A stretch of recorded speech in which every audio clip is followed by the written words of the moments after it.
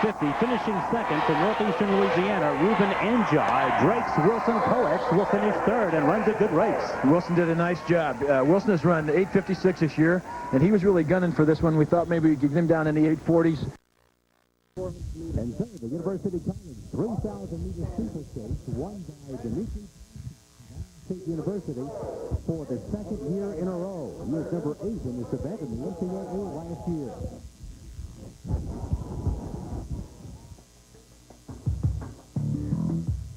Thompson Source 5, America's Track Classic, the 85th annual Drake Relays.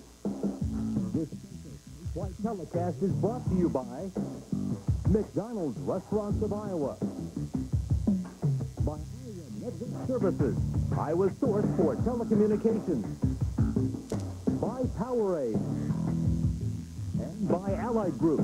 For your home, auto, life. One statement, one company, and answers you can trust. This event began in 1910. It snowed that year. Has not snowed very often since. Only 3 other times prior to today in Drake Relay's history did the snow fall. It was really flying this morning, Lynn King, but conditions have improved. They've improved significantly. In fact, we predicted that at 1 o'clock, as it usually does during relays, something happens to improve the weather, and it stops snowing right at 1 o'clock. It is a cold day. It's a wet day, but we've had some good performances, and we've got a lot of good performances to be had this afternoon. Heidi, 29 consecutive sellouts here, and one of the reasons they're sold out this year was the arrival of Carl Lewis. And what a sight it was. You could sense the buzz that was going around the track here when Carl started taking off his sweats. You could see the Santa Monica Track Club logo on the front, and we're ready, all of us, to see Carl speeder on the track. And let's see what happened as Carl Lewis stepped on the Jim Duncan track. It's the long-anticipated men's special invitational 100-meter dash. And, of course, the guy everybody came to see runs out of lane number 4. And of all the athletes who have performed at the Jim Duncan track, Lynn, is there anybody any greater than Carl Lewis? Nobody any greater than Carl Lewis. Field athlete of all time, and I'll tell you, he represents so much to American track and field that it's just a real pleasure to have him here with us today. Because of the conditions, the 8-man field has been reduced to 4. And so I know that's a disappointment for Lewis and everybody else, but you cannot take a chance on this kind of track. Let's take a look at the records. Of course, Carl Lewis tops the record list. Carl has run that 9.86 and is still ranked in the world, and they're going to their blocks right now. And it will be only a 4-man race with Lewis in lane number 4. The guy to watch, Antoine Maybank of the University of Iowa, Franklin Nwankpa from Iowa State, and Obadiah Cooper for Eastern Illinois make up the field for this men's special invitational 100-meter dash, an event not run since 1991 here at Drake when a Bulldog, Kevin Little, won it. Now you'll watch, and they'll be very careful getting out these first few steps. Guns up, there they go. Lewis. First outdoor event of the year.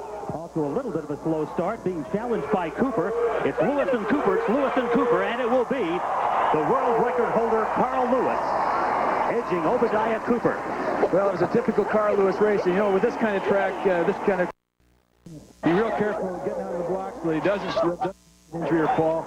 Then he picks it up at about 40 meters. You watch when he turns on those afterburners. That's something exciting about the Drake Relays, that victory lap, and Carl represents, again, everything that's good about track and field in the United States. The unofficial time, 10.31. You anticipated it might not be as great a time as on a dry track. No, I think that, I really do believe that that goes right back to what they had to do at the start, and I think that there's no doubt that those athletes are going to be very careful so they didn't slip around the block.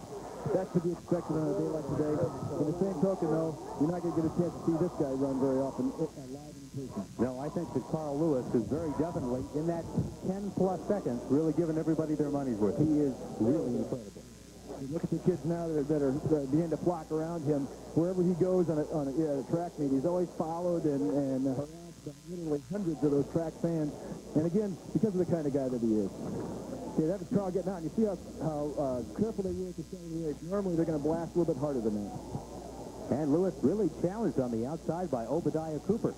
Well, I think that's pretty standard for a guy like Obadiah Cooper, who hasn't had the same kind of times as Carl. He would risk it a little bit more at the start. But Lewis's stride at the end, simply nobody matches that kind of effort. There he is winning.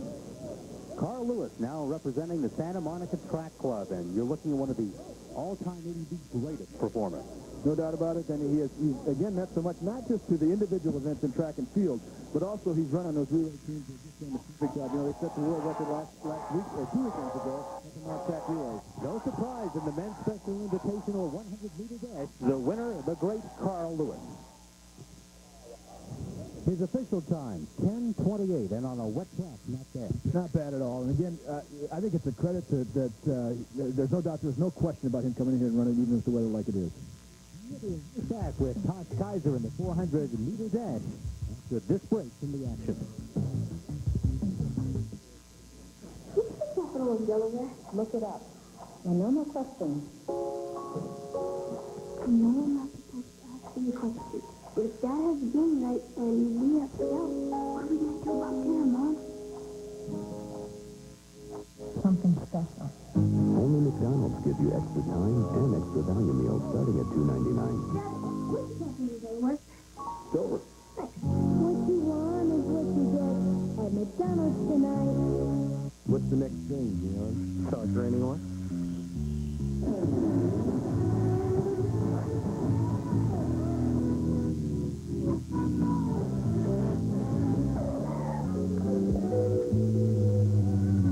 Must be a fan. Powerade. Not the old thing. The next thing. And that's a good thing. Should have my helmet. Powerade. The next thing. This telecast is authorized under broadcast rights granted by the Drake Relays Committee to Thompson Source Incorporated solely for the entertainment of our viewing audience. Any rebroadcast or other use of the description and accounts of this telecast without the express written consent of Thompson Source Incorporated is prohibited. Coming up, the women's 400-meter dash, a special invitational, and the world record held by Marita Coach of East Germany with Lily Leatherwood King of Alabama holding the Drake Relays record. But there's a young lady who grew up in the shadow of the stadium who would love to take it from her. She's run around this track several times, and that, of course, is Natasha Kaiser Brown. We knew her as Tosh Kaiser when she ran for Des Moines Roosevelt. Stellar runner for Roosevelt, winning several state championships, and went on to a successful career at the University of Missouri. She is now running unattached, and Tosh is one of the favorites in this race. She also is one of the best 400-meter runners in the world. She won it last year, Lynn, but right next to her, Pauline Davis finished second last year, and that should be a great two-person race right there. No doubt about it. Pauline will give Tosh everything she wants. But, you know, Tosh has been so loyal to the Drake Relays. She gets very excited about coming and running on this track, and I think it's going to be a great race. She'll give back Pauline everything that Pauline gives. 2 scratches in this race. In lane number 3, Stacy Mulligan of Baylor has pulled out. And in lane number 7, one of the top young sprinters and hurdle people in the country, Erica Peterson of Notre Dame, will also not run.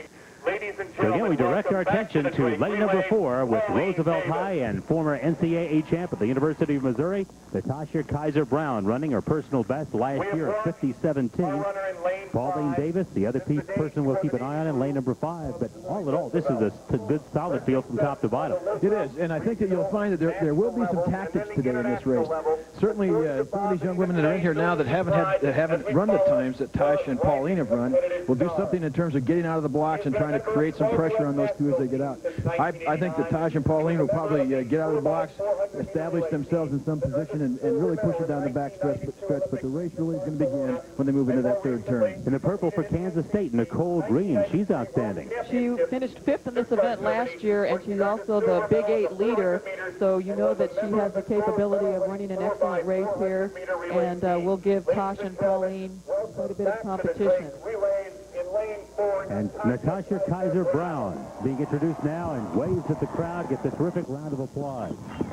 Tasha, silver medalist on the United States 4x400 team at the Olympics in 1992, I guess it was. It was? when they rearranged the Olympics, it's kind of hard to remember, but she is one of the best 400-meter runners in the world, and quite a lovely runner to boot. She's got awfully nice form, and that's why many people here like to watch her run. She is fun to watch. She is, I tell you, she is one of the most competitive athletes on the track, too. You notice in each one of her races, especially at the international level, she'll be the toughest competitor out there. And so the 400-meter dash, this special invitational, almost we could call it the Natasha Kaiser Brown Invitational, because that's the one that everybody comes to watch, and the gun is up. And that is Brown running right in the middle of the pack, as on the outside early it is Cindy Dobbs from Indiana State. Again, it is a Kaiser Brown-Davis race that most people anticipate. And what do you think of the way that Natasha's running thus far, Lynn, as she's now coming into the picture? I think that's exactly what she planned to do. She's going to get out relatively easy. Pauline get out there really well. Okay, now we're right in the third turn. This is where Tasha's going to turn it on, and this is where the race will begin. Pauline will not let her get past easily. Beautiful long strides. Heidi talked about Natasha Kaiser Brown's style. Boy, she's pretty to watch. When she ran here in high school, she had awfully long hair that would flow as well, and she's cut it. It looks like, I don't know if she wants to infest it with shorter hair or what. Pauline Davis, great challenge for Brown. Brown and Davis to the wire. Brown and Davis to the wire. And a great sprint by Pauline Davis, and running unattached. Last year, number 2, losing to Natasha Kaiser Brown. Looks like this time, Lynn, Pauline Davis did it. Pauline did a nice job. You know, she got out of the hole very quickly. She actually coming out of that second turn, she was in the lead. Tosh came back and had the lead going into the third turn. Pauline came back and really did an outstanding job of coming down the straightaway and getting it all done at the end. Okay, this is a good shot now of these two runners coming in. Two very similar techniques. Tosh has a little longer stride than Pauline Davis has, and here Pauline just stays real hard with her technique. She doesn't fluster at all, comes right on past, and just barely, right here comes up the tape, just barely nips Tasha right there. Well, that's the way it ended last year, only it was a reverse. Last year, Natasha Kaiser Brown finished number 1. This time, she will wind up number 2, as Pauline Davis, with an unofficial time of 51.77, has won this 400-meter dash, this special invitational. Tosh Kaiser, by the way, has now gone into the coaching biz part-time, I understand. That's right. She's assistant coach at the University of Missouri and developing some really outstanding runners down there. Just to update the folks on Tasha's status, she finished 3rd at the Indoor Championships in Atlanta in March, so she's coming along very well heading into 94. Lots of action earlier today. We'll be back to take a look at that in a moment, and we'll be right back after this break from the action.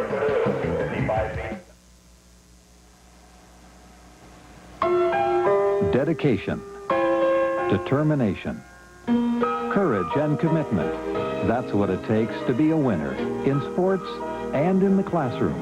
At First Star, we're proud to support the efforts of all Iowa student athletes who reach beyond their grasp, who strive for excellence. For it's the lessons learned in the heat of competition that prepare them to be winners in the most challenging game of all, life.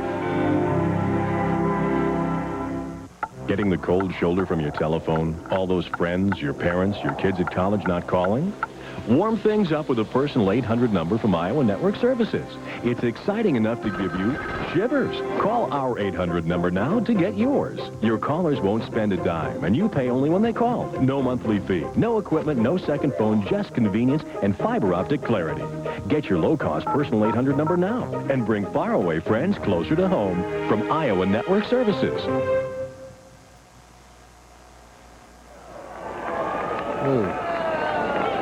And we are back at Drake Stadium on this overcast day, the 29th consecutive sellout, and this the 85th running of the Drake Relays. There have been some terrific events earlier this afternoon. We're about to take a look at one of those right now. Let's take a look at the 100-meter hurdles in the women's division. The University College women's 100-meter hurdles brings together two of the outstanding women's athletes in the field. The record set back in 1988 by Donkova from Bulgaria. The Drake Relays record by Tanangeline Stanley of LSU in '89. And Heidi, two terrific athletes make up this field. Yes, I think you're speaking of Kelly Blair out of Oregon and Quanti Stewart out of Nebraska. Stewart has won 15 Big 8 championships, and she's twice been named the outstanding competitor at the Big 8 Outdoor Championships. She's a specialist in the 100 hurdles, the long jump, and of course a valuable asset to any relay at Nebraska. We also have Tricia Roberts in the field out of Arizona, who has already ran a 13.47 in this event this year. So another stellar field in this 100-meter hurdle race. Stewart second in this event last year. She would obviously like to improve on that. Gurdon Andwar-Darter of Georgia did not enter this event, though she is back this year. She's running in some relays. And we are underway. Stewart off a little bit slowly, Lynn, and as they come towards the midway point, Stewart now a two-person race with Tricia Roberts of Arizona. Stewart and Roberts, here they go down to the finish. And it is Kawani Stewart with the win, led wire to wire. That was a great race. You know, there are two different types of athletes right there. You know, Kawani Stewart is a little taller athlete. She get to that hurdle a little quicker, I think. She probably has a little shorter stride in between the hurdles because of her height. But that was a great race. Her unofficial time, 13:49, which was quite a bit better than her prelim time. So she has to be happy with that, especially with these conditions today with the track a little bit wet. Now, when we talk about great form in the hurdles, as we take a look at the replay, Lynn, what do you look for as a coach when you talk about great form in the hurdles? Well, the first thing you look for is good speed, because you have to have that athlete that can have good explosion out of the blocks. They have to have excellent flexibility. That's another thing. They've got to have good hip flexibility, and to be able to extend that leg out and bring it up in a straight-on manner. For the most part, these young women that are participating, though, are women that have the outstanding basic speed and the ability to explode from the blocks. Kawani Stewart, second in this event last year. This year, she wins it. The women's 100-meter hurdles won by Kawani Stewart of Nebraska.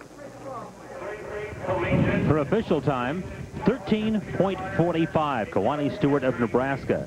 Another race earlier this afternoon, the women's 100-meter. And I think the women's field here, Lynn, just seems to get better year after year. You know, our women's field has grown year after year. And women's track and field nationally has gotten stronger and stronger.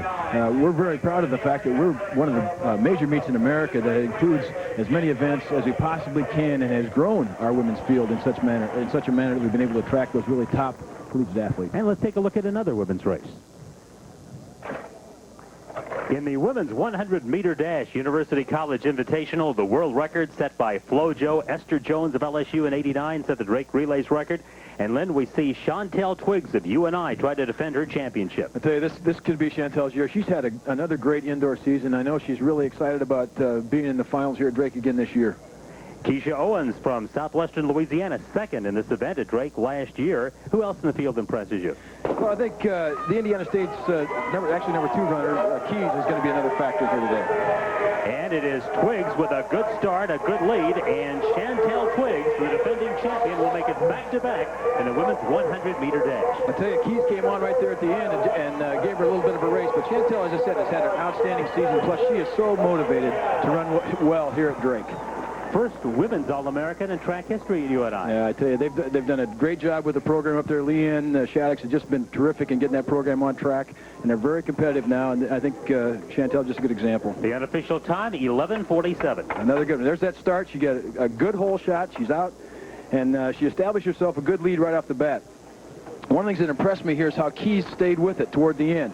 Chantel definitely had the lead and was in control of the entire aspect of the race, but Keys never gave up, and she was right with her at the tape. And the women's 100-meter dash, won for the second year in a row by UNI's Chantel Twiggs. Okay, let's take them off. And back to live action at Drake, where the men's 400-meter men's special event dash has just been completed. Dion Miner, a very talented athlete out of Baylor University, has nipped one of the all-time greats in this event, Antonio McKay. It was an outstanding race from start to finish. Again, I think the track probably slowed it than what we might have hoped to have seen here today. But Dion, again, maintained his form coming in and gave a great performance. Unofficial looks like 46.2 roughly, and another good race. 44.6 would be the Drake Relays record set by Butch Reynolds of Ohio State back in 1987. But you look at Dion Miner, number 7 in the NCAA last year. Let's get a look at this race. Okay, I think it's another typical start on a day like today. These runners are going to get out, and they're going to be very careful about moving out of the blocks, moving that first turn to get a feel for this track.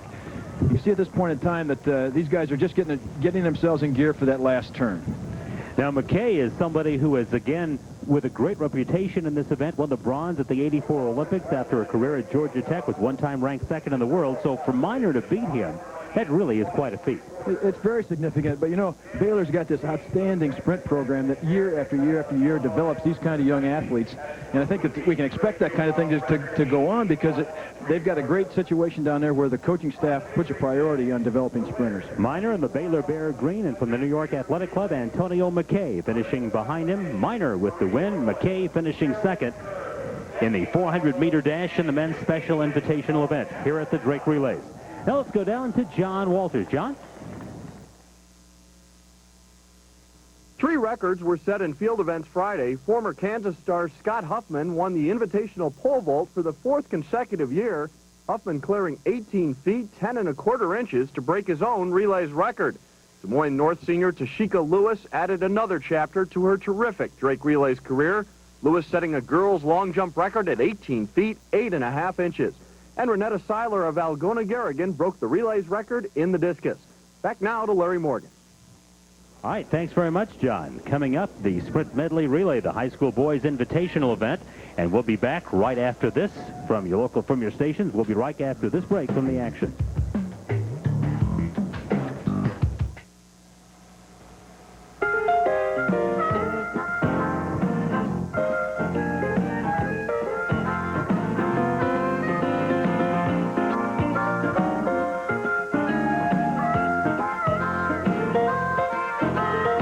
For the simple reason that kids will be kids. There's Blue Cross and Blue Shield of Iowa. We cover more children and the people who love them than any other. 911? Right now, a crime is being committed against your family. I'm Donna Smith, Director of Consumer Affairs for the Allied Group, with an important warning about insurance fraud. It happens every time someone files a claim for more than the loss just because they think the insurance company can afford it. But it's all of us who end up paying in the form of higher premiums. And that's an unnecessary expense for you and your family. Help us lower insurance costs by discouraging fraud. For more information, write to me, Donna Smith. You'll get answers you can trust. The high school boys Sprint Medley Relay about to be run here on the track at Drake Stadium in this 85th running of the Drake Relays. Larry Morgan, Lynn King, and Heidi Soliday upstairs, and downstairs we've got Tim Seaman and John Walters bringing the action your way. This high school boys Sprint Medley Relay, Lynn, features one of the great track athletes in relays history, and we're talking about Tim Dwight. He's a real special athlete, not only in track and field, but of course in football. And this is the kind of guy that you really enjoy watching because he does so many things well. He's a long jumper. He's a short sprinter. He can also run that quarter when needed. And if you hadn't had a chance to see him play football, he's also unbelievable on the football field. And, of course, he runs for City High of Iowa City, the team that has won this event the last 2 years. Iowa City's really been on a roll in terms of the development of their track program over the years. And statewide, they're as good as you can find. They and Ames, Davenport Central, as an example, continue to develop these good relay teams. And Ames also in this event, and as you say, they've really year after year done very well here. Of course, the high school boys Sprint Medley Relay, a couple of hundreds, a 200, and they wind up with a 400. Larry, this Ames team also finished second in the 4x800. There's a couple of members of the Sprint Medley who ran on that 4x8, and I'm speaking of Dave Cantonwine and Jeff Stiles, and they are running on this relay right now. It's Mason City on the outside, the Valley of West Des Moines running in second right now, but of course off the staggered start. Kind of have to hold your call on that a little bit until the race gets underway, although the two teams that I mentioned are running very well in this first leg. That's right. And this exchange is an important exchange because, of course, it's sprint-to-sprint exchange. And Mason City continues in the lead. Valley of West Des Moines, a team that's had terrific basketball success, winning the state championship last year, getting to the state tournament again, doing very well on the track. And right now, they're splitting for the lead. Again, it's Mason City and Valley of West Des Moines, and Ames High running in third place. Time for the next handoff, and Ames is going to get the advantage here, Lynn. Okay, Ames got the advantage, but that's Tim Dwight on the inside from Iowa City. And look at that move by Dwight as he is very close to taking the lead away from the Ames runner. Dwight running against Avery right now, Dustin Avery, and Dwight has passed him. Of course, coming off that three-turn stagger now, they just moved to the inside. And we'll get a chance to see what this sprint form is like from both these young guys coming off this last turn. Dwight, a winner last year in the long jump, set a meet record in the 400 hurdles, ran on 2 relay teams, and Tim Dwight, who you've heard so much about, headed for the Hawkeyes on a football scholarship, where, by the way, Hayden Fry says he will be allowed to continue participating in track. Well, I think that's just great. You know, again, for the future of track and field nationally, these are the kinds of athletes we need to keep involved. Running the anchor leg for City High will be Jason Crom, and running for Ames, David Cantonwine. In fourth place, Urbandale, Sam Burkett running. Burkett, one of the top middle distance runners in the state, and you may see him make up some time on this last lap. Iowa City against Ames as we are in the final section of this high school boys sprint medley relay.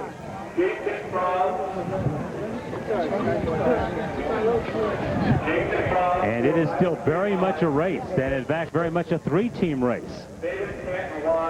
Canton Wine running for Ames, and again for Iowa City, it's Jason Fromm, but they are being challenged. And that is Urbandale's anchor, Sam Burkett, who Heidi just mentioned, performing, Heidi, as you suggested he might, very well. Real trio at front, though, between Ames, Iowa City, and Valley. Fromm for Iowa City, Canton Wine for Ames, Burkett for Urbandale, a three-team race right now. Okay, that's where it becomes very important for these three runners. On this backstretch, you need to establish yourself, and if somebody's going to break away, you've got to be able to stay in there and hang in there to get to the last turn, because there's no way you can allow somebody to get out and get a 10-yard lead on you at this point in time. And a challenge coming up from the number 4 spot, as it is City High continuing to lead. But on the outside, Urbandale in the person of Burkett running very well. And now they're heading for the final turn. Burkett's done very well on the track and in cross country, so he's got the experience to turn it on here on this last turn. And he moved to the outside. Burkett and Fromm head for the wire. Burkett, Fromm, and Ames is still right there with Canton Wine. And it's going out for City High, Jason Fromm. Ames finishing second, Urbandale placing third. It was a terrific finish in the high school boys sprint medley relay. It was an outstanding finish. I think all those half milers need to be congratulated because they ran extremely competitive and they ran smart. They did exactly what they needed to do to get themselves in a position to win. It came down to the last 100-meter sprint. And it's 3 in a row for City High. Another good year at the Drake Relays for City High. And they just about own that event. But again, Tim Dwight doing a terrific job in his particular leg. He's the guy who gets the headlines, but Jason Fromm, a very strong finish for City High. The defending champs from 92 and 93 have done it. They've won it again in 94. Okay, this is Tim Dwight again. This is where they made the cut right there at turn 3. Dwight had the inside on that, but this is one of those situations, again, where you don't want to cut straight to the inside. They use that angle, and that holds back straightaway. And now we're here to the finish. And Jason Fromm maintaining good technique, good form, coming into the finish. David Canton Wine from Ames, who ran an outstanding race in terms of his ability to get the thing out there and stay smart and be in position to be able to win at the end. Just gets nipped by Jason Fromm at the end. And Urbandale, as they did last year in this event, finishes third. Now let's go to John Walters. John? You know, nobody at this stadium today has probably been to more Drake relays than the man next to me right now, Drake historian Paul Morrison. And Paul, exactly how many Drake relays is this for you? Well, I've been here since 1946 for sure, and then I saw 4 as a Drake student, John, and 2 as a high school student. So whatever that adds up to, 54 or 55 along in there someplace. Enough, but I'm sure you haven't probably seen it snow like this at the relays. No, I remember Tom Deckard had some snow, but it didn't. It was just a short snow situation. I think most of the snow had come during the night that night, but I don't remember anything like this, no, and I don't want to remember anything like it either. Okay, Paul, enjoy the relays. Thank you, John.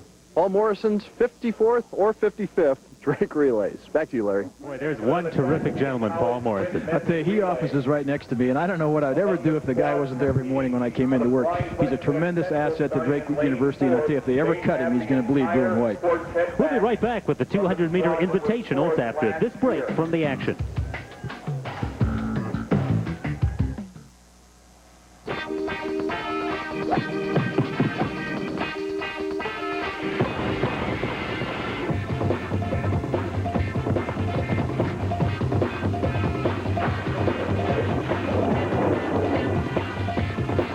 Are you still drinking the old thing? Try the next thing, Powerade. With 33% more carbos than Gatorade and a taste you can really slam. Powerade, the next thing. Hi. Hey, How'd it go today? I've been called back for a second interview. That's great. Looking for a job keeps me busier than when I have one. Speaking of busy, I better get dinner started. When are you going to go out to dinner? My treat. Only McDonald's gives you extra time and extra value meals starting at $2.99. Dad, when you get your new job, let's go back to the old way, where you pay. What you want is what you get. And McDonald's tonight. One of the most anticipated races today, the 200-meter Invitational, run earlier this afternoon. Heidi, I don't think it disappointed anybody. No, it was a great race, and it took a while for them to decide whether or not Gwen Torrance had a new Drake record or not because of the wind, which we didn't think was very strong, but I guess it was strong enough during the race to possibly not allow the record. It did allow the record, and it was a great race. Let's get a look at a record run. Diana Lethbridge of Northern Iowa is the leader in 19. It's the Women's Special Invitational 200-meter dash. Underline special. This could be. Heidi, a quick look at the records. If we can see a graphic of the records, there we go. The world record, 21.34, is held by FloJo. Florence Griffith Joyner. She also holds the American record. The collegiate record, 22.04, is held by Dawn Soul of Louisiana State. And the Drake Relays record, set by one of the women in the field today, 22.88, Holly Heitch of Indiana State. What a matchup between Torrance and Heitch, Len. This is going to be a classic. You know, Gwen Torrance, Olympic champion, one of the outstanding, if not the best short sprinter in the world today. And Holly Heitch, of course, America's hope, who's done a great job the last few years on the national scene. It's interesting to see the lane assignments because Gwen is in lane 4, and she'll get to see Holly for the entire race. Except I'm betting that coming off the curve, Holly will be looking at her. Gwen Torrance, they call her the first lady of U.S. sprints, but Holly Heitch may soon arrest that title from her. She has just done an absolutely tremendous job. She won both the 55 and the 200 meters indoor again this year. She is one of our hopes for the future. And the nice thing about her, even though she's just a tiny athlete, she has the ability and the endurance to be able to run a good 400-2 down the road. Heitch was better than the Drake Relays record on April the 8th. She did a 22.83. The record is 22.88, which she set here last year. She also won the 100 yesterday here at the Relays, so she can go for a double gold. And she is, as you say, a very interesting athlete. Has dyslexia, but has not let that dissuade her in the classroom, and nothing stopped her on the track. She's unbelievably competitive. This young woman really knows how to get after and compete. Now, I wanted to bring a note to lane 1, where Sherry Shedd is competing, former UNI athlete, and the sister of Kenny Shedd. She's a hometown favorite. A couple of scratches in this race, and they are notable scratches. Selena Bondi Milner from the University of Illinois, a winner of 19 Big Ten indoor and outdoor titles, is scratched, as is Toilette Malcolm, who is a Jamaican runner, formerly a Southwestern Louisiana All-America. So despite the absence of those two, I think it really comes down to watching Torrance and Heitch. Where it's really going to happen is when they come off the turn. I think that's where you're going to see it all start to come together. And here we go with the Women's Special Invitational 200-meter dash. And Gwen Torrance setting a terrific effort. And right there with her is Holly Heitch. Heitch is ahead of Torrance, but here comes Torrance with a terrific quick. No surprise, it's Torrance and Heitch. It's going to be Gwen Torrance, the first lady of U.S. sprints, at the lead as they hit the wire. Gwen Torrance running her specialty at Drake for the first time ever, and was she ever special in running it? She did a great job. She really did run well, but you want to know something? Something happened to Holly Heitch in that race.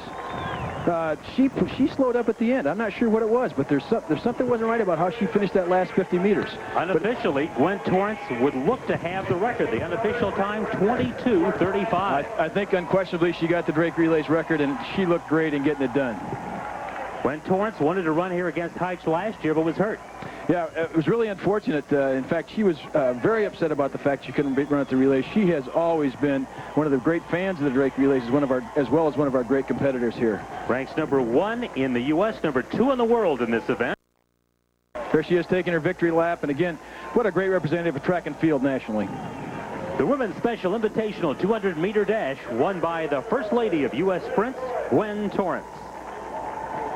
Her official time for the record, 22:40, and Holly Heitch at 22:66.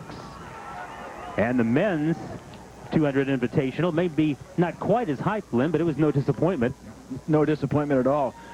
Actually, two excellent runners in that race who just did an outstanding job bringing it down to the wire. And we'll take a look at that momentarily as the action continues at this 85th running of the Drake Relays. And we're going to get a look at that race coming up very shortly, and then hopefully we'll have a chance to talk to Antoine Maybank about his performance in that particular race. Now let's lead to the race and take a look at it right now. Larry Morgan. Time now for the 200-meter dash, the men's special invitational. And it's a terrific field that has been assembled. We have to look at Antoine Maybank of Iowa, then. Antoine Maybank and Andrew Tynes in lanes 4 and 5. Those are going to be the two to watch. Tynes has run the fastest collegiate 200 this year, 20:32. The Drake Relays record, 20:39, cheered by Michael Johnson and Floyd Hurd. and they are setting a terrific pace. And out front is Travis Grant from the University of Nebraska. Maybank is second. Travis Grant is going to win this 200. Maybank finishing very fast. And at the wire, I believe it was Grant, but if it was, not by much. Well, I tell you what, Maybank came right on at the end. You know, this is what's interesting with that AccuTrack on the left, on the inside of the track. Believe me, if you're on the outside of that thing on a photo finish, you can get edged out. You can also almost be a dead heat, and you have a possibility of being edged out. It's going to be, that will be a great picture to see who won that race. And we will get another look as Grant hits the deck at the end of it. I tell you, it didn't seem that he broke up at all in his stride. I tell you, Maybank just came on real hard at the end and gave it a big lean. Of course, Maybank is qualified for the NCAA tournament, the 100 and the 200 already.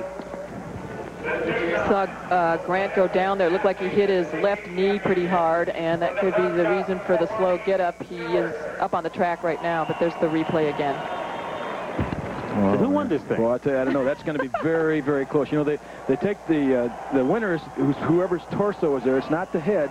And so that's going to be tough. It looks like they've picked Maybank as the winner. I was going to say, as I took a look at the replay, I think it was pretty obvious that Antoine Maybank has won it. So the 200-meter dash, the men's special invitational, goes to the University of Iowa's Antoine Maybank.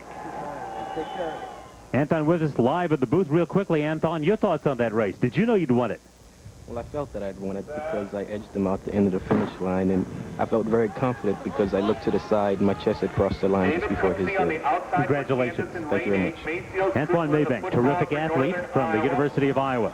Action now underway in the University Sprint Medley Relay, and Lynn King, I think the team that everybody has to keep their eye on here, the Eagles from Eastern Michigan. They're going to be tough, I tell you. They've got an anchor in here that's just going to be very, very tough to beat. Tommy Asinga is one of the top 800-meter runners in the world today, and he, aside from being excellent from a physical standpoint, he is extremely competitive. The early pace set by Eastern Michigan, and Eastern Michigan with T-Brew Patterson, Kevin Lawson, Carl Lowe, and then the great Tommy Asinga. Eastern Michigan with a qualifying time of 3:19.02, the relays record set by Alabama of 3:12.19 back in 1983. And right now, Arizona putting a challenge on Eastern Michigan.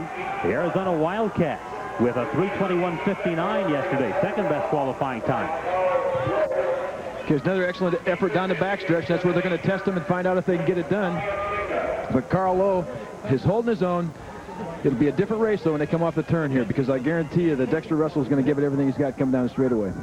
Tommy Asinga getting ready to run an anchor for Eastern Michigan. A terrific athlete, was the NCAA runner-up outdoors in the 800 as a freshman. Again, he's got a great deal of strength, and he's a smart 800-meter runner. This is going to be an interesting race now to see how he attacks this against the Arizona runner. Asinga from the very small South African country of Suriname. In fact, he was the flag bearer for them in the 92 Olympics. And I got to admit, I hadn't heard of that country until I heard of Tommy Asinga. I hadn't either. But if they got a few more runners like him, we'll take him over here. I'll bet you would. It is Timur Botetsky running for Arizona. And it's, as everybody expected, Heidi, an Eastern Michigan, Arizona race for the University Sprint Medley Relay.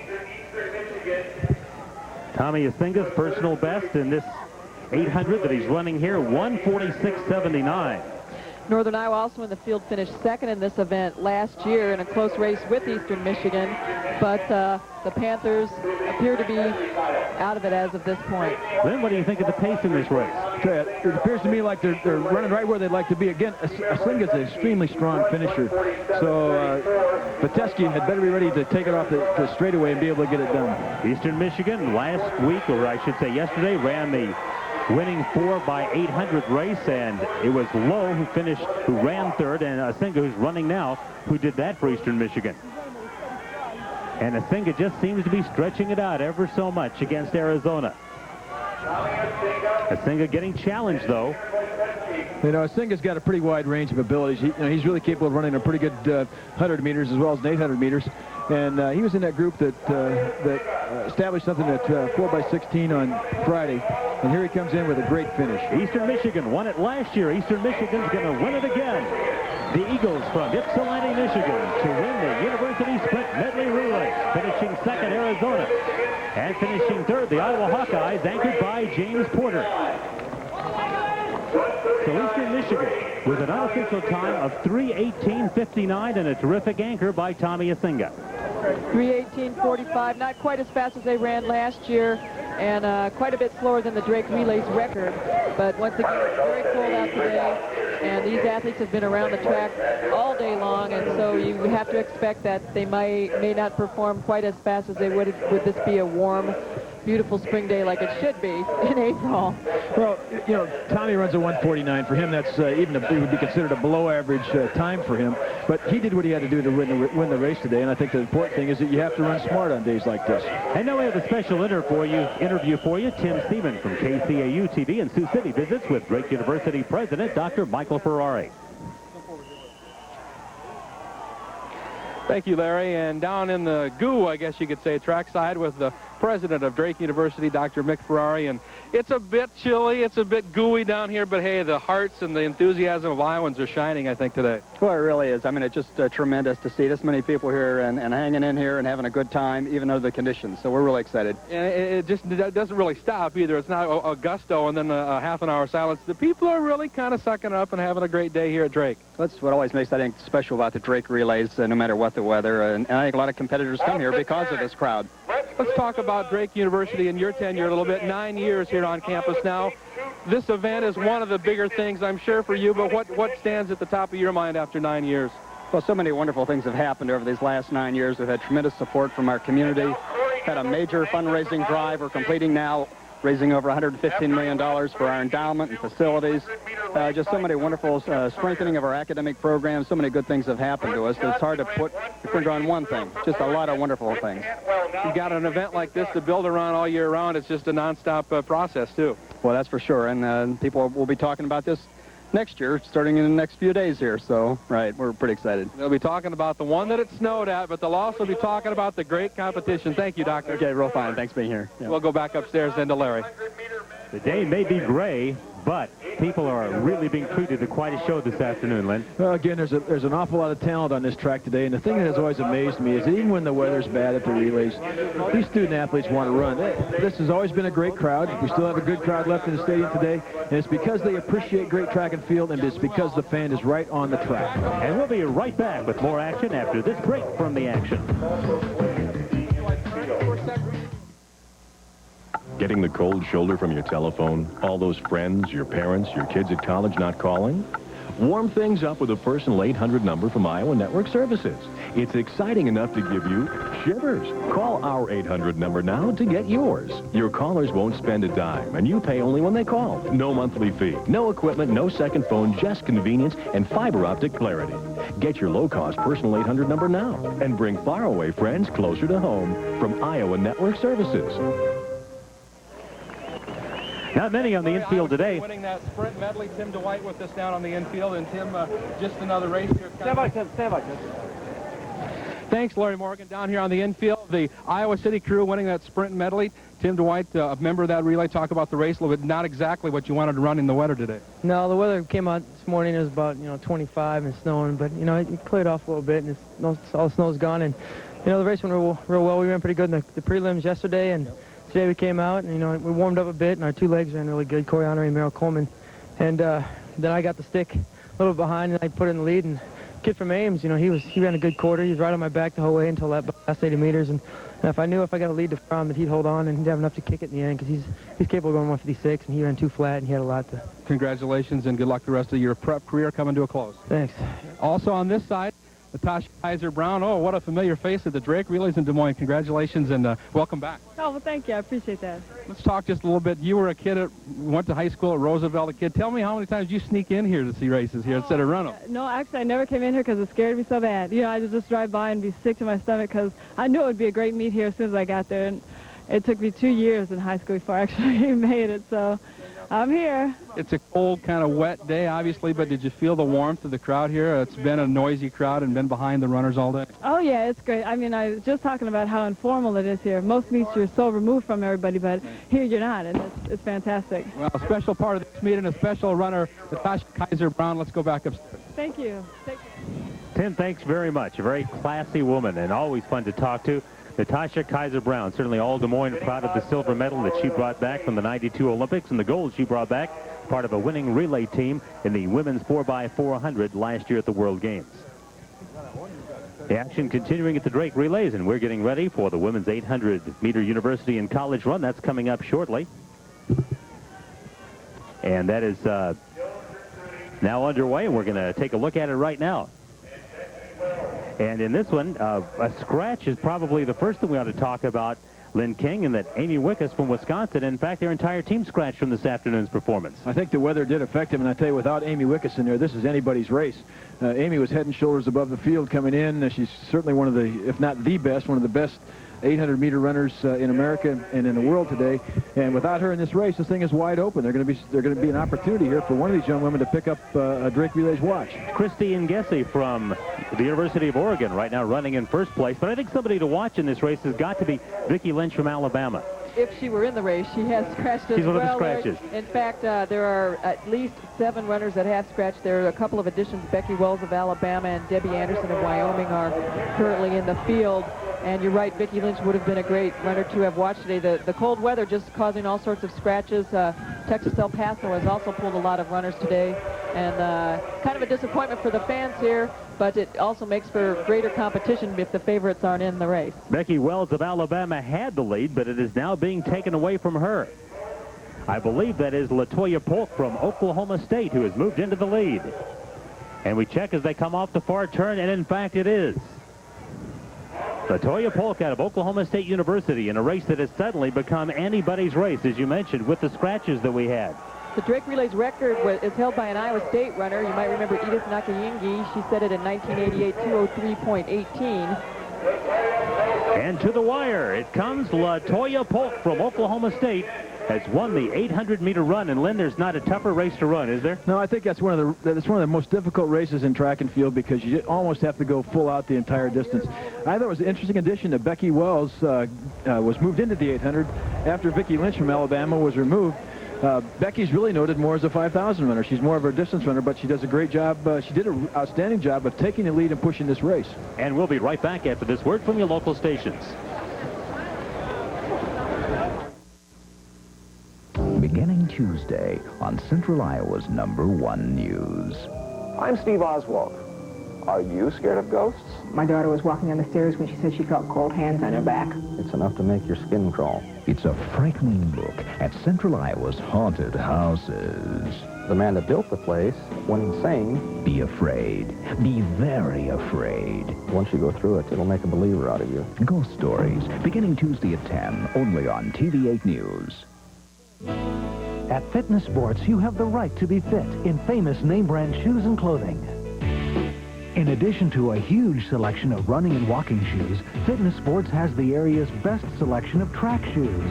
Parents, track season is here. Get the brands your kids want, but also get the proper fit and give them the competitive edge only Fitness Sports can give. For professional sizing and service, come to Fitness Sports, Apple Valley Shopping Center, 73rd and University.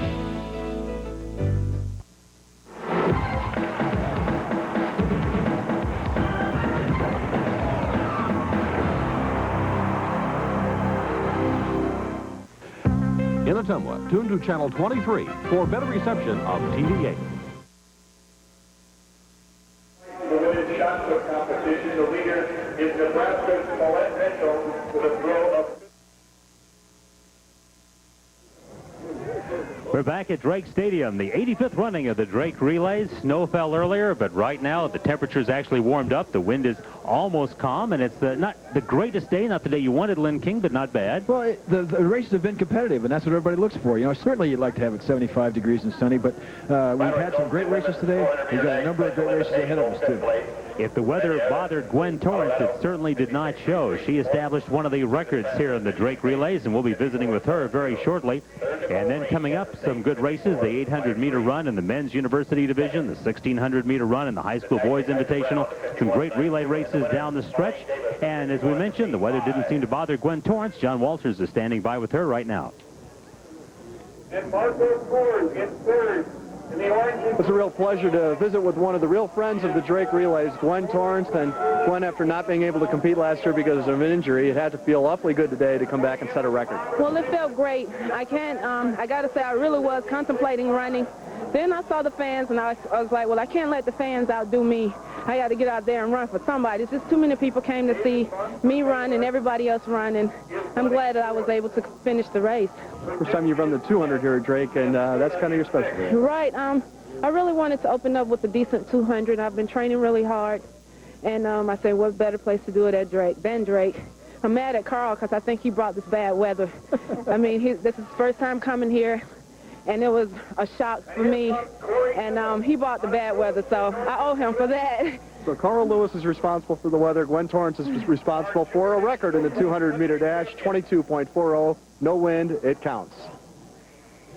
And now time for the 800-meter run, and in this race, Lynn King, Joey Woody of the University of Northern Iowa has a chance to really accomplish something. You know, Joey Woody is one of those real special athletes. He's got an unbelievable range. He runs everything from the 110-meter hurdles. He runs the intermediate hurdles. And he also runs the 800. 2 weeks ago, he ran a 1:48 in the first 800 that he'd ever run. Coming to this race today, he's got to be one of those guys in there that maybe is somewhat of a dark horse to win. But the other thing that Joey Woody brings to this event is he's probably one of the best competitors ever to come out of the state of Iowa high school ranks. He anchored UNI to a medal or to a first-place finish in the shuttle hurdle, and earlier today, Heidi, going back to yesterday, he won the 400 intermediate, so he really has had an outstanding relay so far. And watching the finish of that shuttle hurdle relay, Woody on the anchor, he was so excited when they won. All his teammates came over and gave him a big hug, and he did win the 400-meter hurdles yesterday. So this is a guy who's got a lot of guts trying the 800, which is a lot longer than he usually runs. Drake Relay's record held by Paul Ehring, who is supposed to compete a little bit later on in an 800 Invitational, but understand he's ill and not going to be able to join us. That's correct, and when he called to let us know, he was very disappointed that he was not going to be able to run this year at Drake because he always enjoys running here and he always enjoys the crowd. But I think we're going to have an excellent race here anyway. Greg Reimer from Eastern Michigan has got one of the top times in the field, and again, that Eastern Michigan stable of 800-meter runners that are just phenomenal. They really are. There's no question about that. A couple of scratches. In fact, you mentioned Reimer. He is one of the just occurred scratches. Marion Jones of Nebraska will also scratch, and they are underway in the University College 800-meter run. And I take it back. Reimer's just been put back in the race. They come, they go. And he's I'm back. glad he's back in the race. I thought I saw the uniform down there, so I thought that was him, that was standing there at the starting line. And you were talking earlier, is this perhaps the most demanding of races? Well, you know, as an old track coach, you got to be very careful about which race you say is the toughest of all races. But I've always admired 800-meter runners because they have to have the speed of a sprinter. They have to have some of the endurance of a great middle-distance runner. But most of all, they've got to have a lot of guts, and they've got to be able to get out there and lay it on the line regularly. Probably the workout schedule for half-milers is as tough as any other workout schedule. Alec Musakuma from Oklahoma Baptist has the early lead, but hanging right behind him, Jay Hicks from Purdue, and it's Joey Woody of UNI running in third. It's a very slow first lap. I was really surprised him got that slow. This will be a kicker's race. They can play into the hands of Joey Woody this way because he's got a great kick, but it's those guys that are able to put it down that last 100 meters that'll make a difference now. And now, as we go down to the back stretch, it is still Alec Musakuma from Oklahoma Baptist. But quick move on the outside. Woody is now making his move. As is Greg Reimer. This is going to be very, very interesting because, in fact, they did have that slow first lap. Woody and Reimer right now running 1 and 2. Joey Woody trying for his third win in this 85th running of the Drake Relays. Has the lead, trying to hold off a very speedy performer in Greg Reimer from Eastern Michigan. Here they cut down the stretch. He's going to have his hands full with Reimer. There's no doubt about it, but I tell you, this kid's got guts. Looks like he's holding him off. Woody, Reimer, they come to the tape. Woody is going to hold on to edge Greg Reimer. What a race. I'll tell you, I said it before, I got to say this again. Joey Woody is just one of those special competitors. This kid is special. He's done it since he's been at Northern Iowa. He's been consistent this way. He loves the Drake Relays. Chris Buckman, a friend of mine for a long time, the head coach of Northern Iowa, said this kid is ready to run at Drake, and believe me, he showed it in the last 2 days. He certainly has. Just showed great desire. Let's get another look at the finish, Len. Okay. Joey makes his move on the backside, on the backstretch, and this is very important. You know, they played right into his hands and going through that first lap in like 54. Now they're coming down the straightaway. You watch, Joy's got that long stride. It looks like he's breaking up a little bit with his arm action at the end of the race, but he had just enough to hold off Reimer, who's coming in here very quickly at the end. Bingo.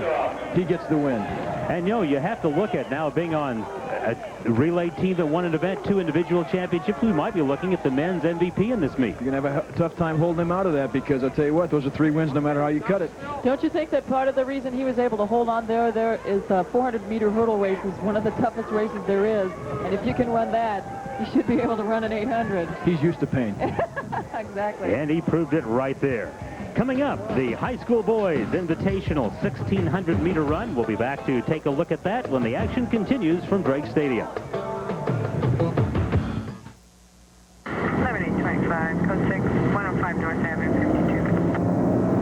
52. Each and every day, life and death dramas are played out on our highways as law enforcement officers put themselves on the line to protect us.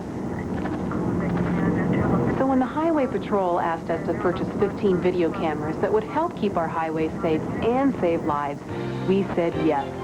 Because at the Ally Group, we're working together to provide a future you can trust.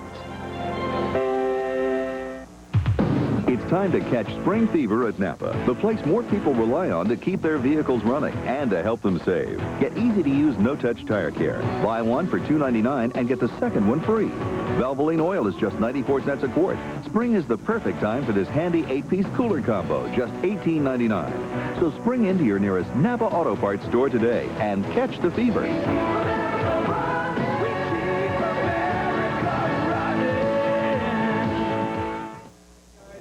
The high school boys 1,600-meter run about to get underway. And, Lynn, despite the weather and the complications, this is actually running ahead of schedule today. Well, I think that one of the things that's happened here is we've had a few athletes and teams that have opted out. The other thing is, quite frankly, we've got such a great clerk of the course down there, and Bob Kramer, that he's able to keep these events on pace. In fact, 2 full teams have pulled out because you talk at Wisconsin with Amy Wickes, and their whole team pulled out. UTEP is not running at all this afternoon. But you see, those high school runners are still taking part. And in this field, the boys' 1,600-meter run, it includes Jeff Stiles of Ames. Stiles has been on a couple of relays that have done awfully well. The second-place 4x800 and the second-place sprint medley. So Stiles, you can look for him to perhaps come across as the winner in this event. Steve Greiner of Pekin has the relays record set back in 1979. We take a look at the race. I would think that Burkett of Urbandale would be somebody you'd have to consider a possibility along with Stiles. In fact, Stiles has had the best time in this event at the state this year, Lynn, at 4:23. Right, he's been off to a good start, and I think you're right about Burkett. Sam has got outstanding foot speed. He'll be a factor in this race. And also the 3rd best time in the state this year, turned in by Jacob Haskins of Muscatine, and he's wearing the gold and purple for Muscatine. He's also in there. Muscatine, again, one of those programs. Dave Matthews runs a program at Muscatine and has done a great job over the years of developing some outstanding athletes. I wanted to remind you that Steve Greiner from Pekin in 1979 holds the record, and I recruited him at Northern Iowa when I was still coaching at that time. He went in there and really ran some outstanding races for me at Northern Iowa. In fact, you coached 25 All-Americas and 2 national championships. You must be very proud of that. Well, I am, and I appreciate you mentioning that. You said it just like I wrote it there for you, Larry. Thank you very much. Speaking of mentions, we would like to go downstairs now and visit with Tim Seaman. Stand by. Thanks, Larry. Joey Woody from UNI with us, University of Northern Iowa. It has been a great weekend for your school and yourself personally. This is a great weekend for Northern Iowa and for Iowa fans everywhere that's here supporting us. It's a great hometown. It's great to be here at Drake because everybody's behind you, and it's just a great feeling. I can hear the crowd all the way around just cheering, go Joey, go Joey. It's just great feeling. Talk about that race there at the end just a tad. Well, I was getting nervous. I knew he was going to be coming on because he always does. I started tightening up too much, and that might have almost cost me, but luckily I was close to the finish and felt really great. Felt good all the way through until about the last 15 minutes. I tightened up too much, but it was fun. It was one of the better finishes of the day. Joey Woody from UNI, congratulations. Thank you. Go back upstairs. Again, we might be looking at the MVP of this running of the Drake relays, at least as far as the men's competition goes. Yep, Joey has just done an outstanding job, and I know he's really looking forward to, he's already qualified in the 400 hurdles for the national championships with a 50.50, and he'll be a factor in there. I think he's fully capable of running under 50. They're about ready to start the boys' high school 1,600-meter run. Look And it is Jeff Stiles of Ames who got off to a pretty quick start. Now on the outside. They begin to open it up from the outside of the field, and that looks to be Wynn Strodbeck from Davenport Central setting the early pace. Stiles on the inside running well. Lynn, he's gotten off to an awfully quick start. Is it too quick? Well, it's you know, each of these athletes has a different way of going about running their race. Stiles has to decide how he wants to get this done in terms of whether he wants to hold off and try to go for the kick or to set the pace early on. Normally on a day like today, athletes get a little conservative because they want to make sure they've got enough at the end, and they're a little concerned about the weather, they're a little concerned about the track. This guy's got a lot of confidence, though, and I think he'll go out and run his own race no matter what else happens with the rest of the field. Again, he has the best time in the state this year at 4:23, and right now it is a two-person lead with Stiles and Wynn Strodbeck from Davenport Central. Running in third place right now, Clint Crawford out of Grinnell Newburgh. And this pace is, would you say, about what Stiles would want? I didn't catch that first lap time as they're going around, but I think he's probably about where he wants to be. Maybe just a little slower than where he wants to be. My guess is he's really gunning to get under 420. I think it was unofficially in the vicinity of 108, 109. Okay. That might be a little slow for where he'd want to be at that point. He wishes somebody were out in front of him, maybe pushing him a bit. I think that specifically when you're coming in as a leader, you'd like to have somebody that would rabbit you a little bit and pull you onto a pace that's going to get you under at least your own personal best, if not the record pace. I'm sure he'd like to have been somewhere around 62, 63, possibly in that opening lap, and then carry through in the second quarter. We'll see where he is at the half and get an idea of where he might be able to come through here at the 1600. At this point, do you think it's unlikely that anyone in that backpack is going to start breaking away, because the first three runners are pulling away, especially the two in front? Well, I'll tell you, Heidi, this next lap is going to tell a story with that, because they'll either make their decision to get up there and be competitive in the race, or they'll decide to stay right where they are and just stay where they finish. It looked like he went through at about 2:09. That's not too bad. He made up a little time on this second lap. Stiles running first, and Wynn Strodbeck of Davenport Central running second. And really, this is the way the race has been thus far. Clint Crawford of Grinnell Newburgh continues to run third. Well, I'd expect at this point in time either Haskins or Burkett, if they're going to make a move, they want to get up and be in contention coming into this bell lap. And it's at this point in time they want to get it done. We'll be back with the conclusion of this race in a moment. Right now, let's get an update on the pole vault with John Walters. The University College Pole Vault, one of several field events that has been forced indoors today to the Drake Fieldhouse because of the weather. This is Steve Bridges of Illinois attempting 18 feet, 1 1/4 inches. And he's got it. Steve Bridges of Illinois clearing 18 feet, 1 1/4 inches. He and Tim James of Texas Tech, the Southwest Conference champ, had been battling it out. And Bridges clears 18, 1 1/4. Quite an accomplishment in the pole vault indoors. That's amazing. That's got to be a record in our field house. That's a great jump in there. See what's happened in this race is exactly what we might have predicted at the outset. Stiles went out fast. If those guys were going to get in the race, they had to get in it coming down this bell lap, and that's exactly what they've done. We are in the bell lap. We've got Sam Craig has shown up. Dubuque Senior, he is making a move on the outside now, and there he really goes. all of a sudden just showed up out of the pack. Boy, he had something left, didn't he? And that's the danger of going out too quickly. You know, you burn up, you get into lactic acid too soon, but Stiles isn't done yet. I'll guarantee you, this kid's a competitor. Stiles has still got a kick, has the best 1600 in the state this year. They come to the wire in this running of the high school boys 1600-meter run. Stiles has gone back into the lead. Looks like he is not running out of gas at all. Strodbeck of Davenport Central is running second, and Clint Crawford from Grinnell Newburgh continues to run third. To the wire, here comes Stiles, Jeff Stiles from Ames. And he's the winner of the high school boys 1600 meters. Oh, you know, he really did a nice job with that. I think that's personal best for him, I believe, at about 4:21, 4:22.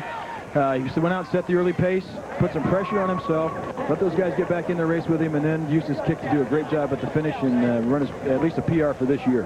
The unofficial time for Stiles, 1:21.92. And now on the statewide network, we have this special message about Drake University, followed by one from the School of Journalism. Drake University is the best of both worlds. Drake, The personal attention of a small college with the options of a large university. Drake, where outstanding faculty teach all undergraduate courses. Drake, a place where the computer is the tool of choice. Drake, where small classes ensure personal attention. Drake, where every student's room has its own computer and printer, so you can communicate across campus or across the country.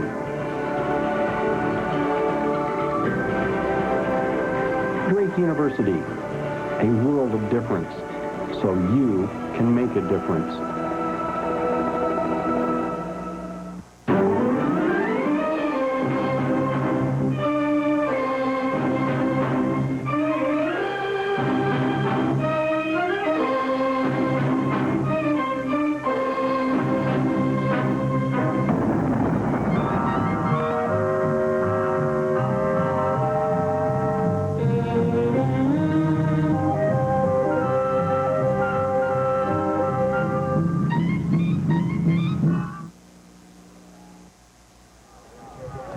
Back at Drake Stadium, Tim Seaman is patrolling Drake Stadium. Let's see where he is right now. Tim? Thanks, Larry Morgan. You know, this meet is what it is because of the world-class athletes that perform. It's also what it is because of the great fans that come rain or shine.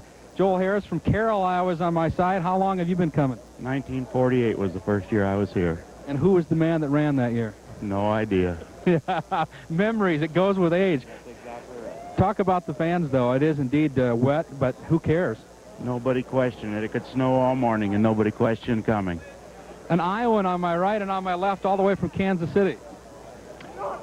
I've been coming since 1961. I wouldn't miss it. Your name again? Chris Hodges. Chris, what does bring you all the way back from Kansas? I mean, a day like today, it's got to be something that's more than just slightly special. It's tradition. It's something we look forward to every spring, and the tradition of the competition is great. And great competition and great fans probably down the road in the future as well. Larry, we'll go back upstairs to you. All right, the men's 1,500-meter run coming up. Also, we have some events from earlier this afternoon we want to tell you all about, and we'll do that in just a couple of minutes, as we'll be right back after this break from the action.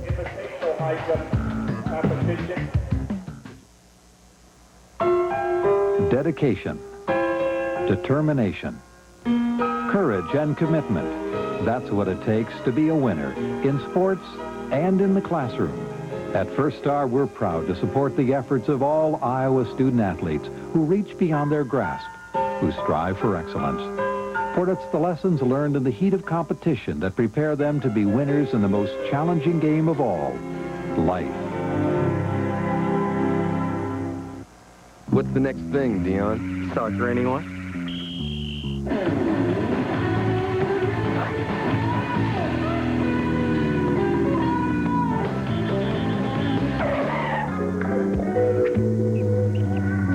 Must be a fan.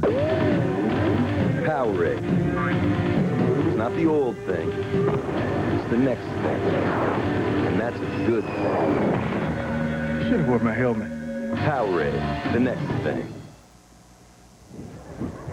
Back at Drake Stadium, where the crowd that remains on this chilly afternoon really being treated at quite a spectacle. Number of record flags flying in the end zone and some great individual performances. We talked earlier, Heidi, about the high school field and how good it is. We're going to get to see an example of some of those things coming up. Yes, we're going to take a look at the 4x100-meter relays, and for some reason the 4x100s are always a favorite here. It's partly because they go so fast, but also it's always exciting to see whether or not the exchanges are going to go, and the fields in both those events were great today. And as you said, Lynn, the exchange is just a little trickier today. They are a little trickier today. I tell you, anytime that baton gets cold or wet, you have all kinds of possibilities. And Heidi hit it right on the head.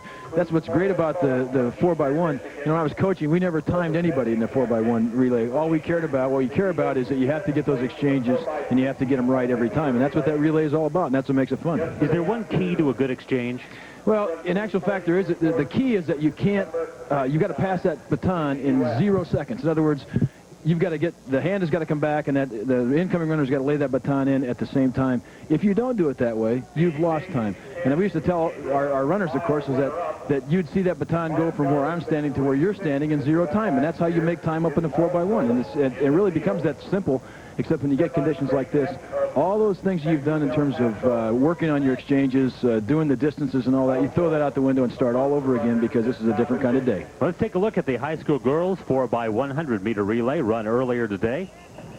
And the national record, as you see, a 45:11. The Drake Relays record, 48:9. On a day like this, might be a little tough to accomplish that. It would be a little tough on a day like today. And what you really hope is that you stay consistent and be competitive.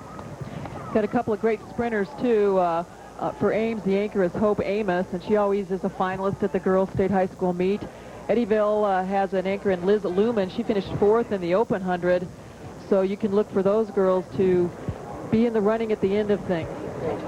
And for Ankeny, Karen Mulhall getting ready to start things off. Again, this is a race that was run earlier today. The track's actually a little bit drier now, I think, than it was then. Not a whole lot, but a little bit. And it's a little lighter out now, too. It certainly is. The sun may be trying to fight through one of these times. You're dreaming, Lynn. No, I'm just trying to be optimistic. It's been one of those days. It's been a challenge for you, hasn't it? Yeah, it has been. I tell you, you know, when all the work that goes into this meet and all the staff time and all that, it makes all the difference in the world. But the key to it are the fans in the stands, and they came today. Again, the 4x100 meter relay from earlier today is underway. Okoboji, Iowa City, Dubuque Hempstead, Ankeny, Cedar Rapids, Jefferson, Ames, Eddyville, and Cedar Falls running in. The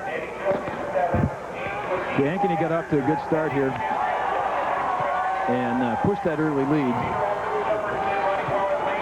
Now we're seeing the number 2 runners taking up to the second handoff. And how about that exchange? That wasn't too bad at all. The outgoing runner could have gone just a little faster, I think, and she'd have had to stretch it out just a little bit more. But it was a pretty good exchange. And now time for yet another exchange. As we take a look at the unofficial time, remember the relay's record is 48:90. And there's Hope Amos doing a terrific job of bringing Ames down the straightaway. And so with Hope Amos running the anchor and Sherry Schwarzenbach, Amy Henderson, and Jenny Greenfield leading her that direction, Ames High has won the high school girls 4x100 meter relay. Good exchange between Greenfield and Amos. It was excellent. And again, that's a real key because it's one of those exchanges coming off the turn. And it's always, the last exchange is always a little tougher because you feel some of that pressure. Either you're ahead and you're feeling good about that, or you're behind and you're pressing a little bit. But there it is. That shows that last exchange. You saw the Ames exchange, the one that went to Hope Amos was an excellent exchange. She had to jump on the field at the time, and she was able to extend it through a great exchange. And Ames, of course, always does very well at the state meet. Their strength and their relays helps them to state titles, and Amos has been around a long time, quite experienced on the anchor there. And so Ames wins the 4x100 in the high school girls division. Then we come back to live action with the University College 1500 meter run. Paul McMullen of Eastern Michigan is the defending champion in this event. And Craig Goodrow of Louisiana Tech. And right now he is well back in the pack, and Craig Goodrow from Louisiana Tech has the lead. Craig's one of the favorites in this field, and he's noted for an excellent kick. He'll push this pace as much as he possibly can and set himself up to do that last lap. There was a change in the Iowa State runners who were entered. Corey Immels and Steve Green were the entries, but they have been replaced by Ian Robinson and Steve Brooks.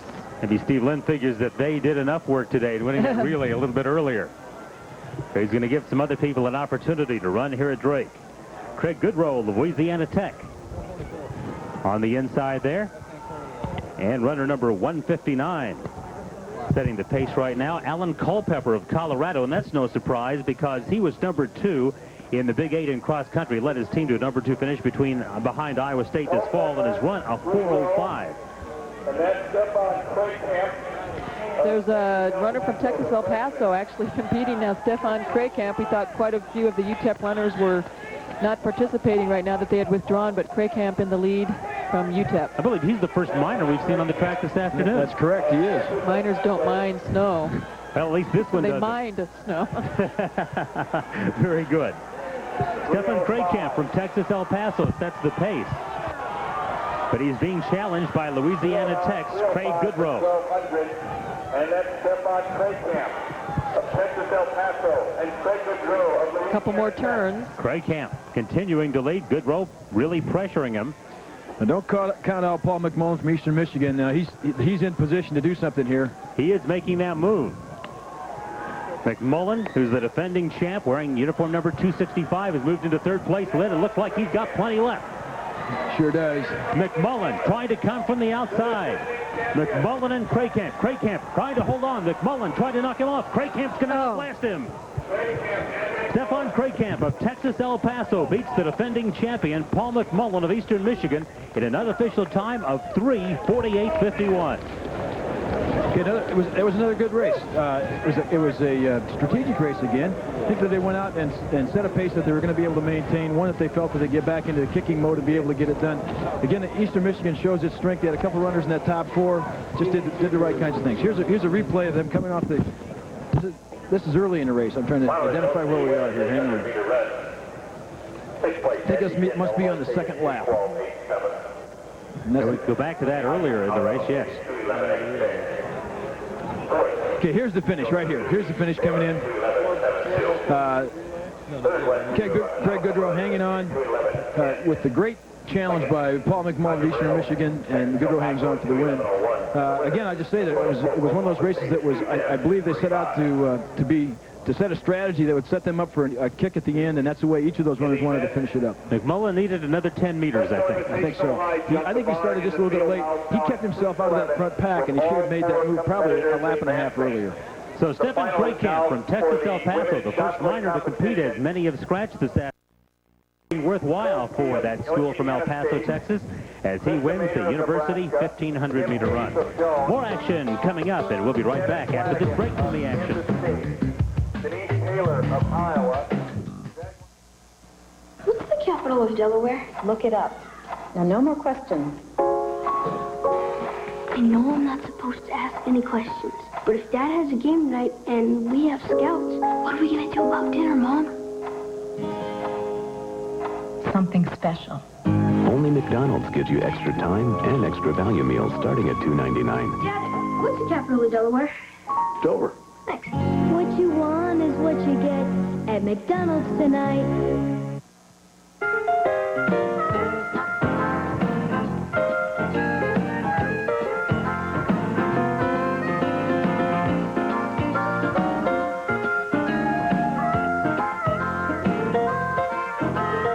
For the simple reason that kids will be kids. There's Blue Cross and Blue Shield of Iowa. We cover more children and the people who love them than any other. You just can't beat the With John Walters, Tim Seaman, Heidi Soliday, and Len King, this is Larry Morgan back at the Jim Duncan track at Drake Stadium. Let's take a look at the high school boys 4x100, and this was a terrific finish, Len. It sure was. As you look back and you get ready to see the start of this race, you've got some highly competitive runners in this race. And again, a lot of this boiled down to the great exchanges that we see and experience going through this entire race. The top qualifier was Ballard of Huxley in 44.4 flat. Mount Pleasant had the second fastest qualifying time, and they are anchored by Doug Miller, who finished second in the 100 to Randy Thompson yesterday. And Davenport Central, a team that's always done well in this race, they're the defending champion. You certainly can't rule them out. No, you certainly can, and they were the third fastest qualifier, so let's see how this winds up. And earring the red for Iowa City High as somebody to keep an eye on, because certainly they are extremely competitive in this race. Mount Pleasant, a team, though, that will prove to do very well, and it will come down to that two-team race. That's exactly right. You get that last exchange now. Iowa City High again. Getting a great exchange. Davenport Central coming on the inside. Again, one of the outstanding programs in the state. And there's that finish. Oh, it's a terrific finish. And Heidi, it was Iowa City High holding off Mount Pleasant. City High winning by the barest of margins, just 0.02 of a second on the great anchor by Scott Vitapo. And Iowa City, you can look for them at the state meet coming up here in the warmer weather time to likely win another title. Which will wrap up Tim Dwight's high school career. I'd like to remind you, this telecast being brought to you in part by Powerade. It's the next thing. Coming up now, the 800-meter men's special invitational. The field was to include Paul Ehring. We were talking about this earlier, Lynn, but the three-time winner at Drake unable to perform today. Yeah, it's really disappointing that he's not going to be here, but I tell you, I think, again, with Paul out of here, it's just going to make maybe for an even better race, and because each of these people that are in this right now, Tommy Asinga also is going to be unable to run this race. The ones that are here, though, are going to be highly competitive. I think it's going to equalize their opportunities to be able to win. Joseph Sepsipor of Iowa State is somebody that you would have to reckon would be a very big factor in this race. He was a part of Iowa State's winning distance medley relay earlier today, and Iowa State, of course, always has the runners who can go middle distance, long distance, whatever. They're well coached, and they know how to compete. And it is Shep Sorare who moves into the lead, and he's being challenged on the outside. Another individual that you want to watch in this race is Miklos Arpazi from Northern Iowa. He's run 148 a couple different times, and he's got excellent foot speed. He got himself boxed in that first lap, but he's going to move up into position here, and I bet he will challenge on that backstretch. So Shep Sorare continues to lead, but it is a very tight race, and running right behind him, the runner whose name we don't have on our sheet, so we'll have to do some research on that. Some late additions, and again, been a lot of changes in these races because of the weather, some scratches and some last-minute substitutions. Okay, this is an exciting part of this race now, and you got to watch this backstretch because people will be getting themselves in position to work off that last turn. What you don't want to have happen is to get boxed in. I'm sorry about that. But we got Arpazi on the inside. We've got Chip Chawar leading the race, and he's in position where he wants to be. And it is Jared Wilmus from Columbia, Missouri, running unattached, who's right now running in the second spot. But Iowa State's Joseph Shep Sorare trying to wind up with another victory for Iowa State in a meet that they have done very well in recent years. Coming to the wire, Shep Sorare is going to be challenged on the outside. Marlon Jones from Nebraska making a terrific run, but Shep Sorare is going to pull away and win the 800-meter run, the special 800-meter run here at Drake. Terrific race by Joseph Shep Sorare. He was number 5 in the NCAA in this event last year, and he ran a terrific race. He did. Again, it was a smart race. That wouldn't be considered extremely fast times at 1:49, but certainly it was the kind of race, again, on a day like today, where they're going to be try to run it smart, be competitive, get themselves in a position to take it down the straightaway. And Joseph has great speed, obviously showed in that last 100 meters. He certainly did. He really turned it on. So the white flag handed to Joseph Shep Sorare of Iowa State University as he wins yet another event for the Iowa State Cyclones, who are again having a very good Drake relays. No doubt about it. I think both Iowa State and Northern Iowa have to be very happy with what they've done in the last couple days. They certainly are making these hometown fans feel good about their performances. And now let's go back to a race taped earlier today, the high school boys 4x100-meter relay. Actually, it would be the sprint medley relay, I believe, that we have coming up now. In high school boys, we'll take a look at that as they get lined up. The high school girls sprint medley relay. Now we've got it right. There they go. So many people and so many notes, Heidi, but... You know, when you run around in circles all the time, you can get a little confused. And this was a good race also. Of course, in the sprint medley, they run a 100, a 100, a 200, and a 400. That's Eddyville on the outside. Eddyville had a great quartet. They really did a pretty good job. They almost blew that exchange right there, but pulled it out and got it just before they got outside the zone. As we saw in the 4x1, Eddyville is anchored by Liz Lumen, and Ames is anchored by Hope Amos. So a lot of familiar names. You can tell why all these teams have relays in events over and over again, because they've got the great athletes that can handle many races in one day. The team to watch, though, will be Marshalltown. Tara Sondal will run the anchor for the Bobcats. Again, using that 3-turn stagger, the anchor person gets this baton right now, and you got to go around one more turn in your lane and then cut to the pole. And sprinting ahead, Marshalltown.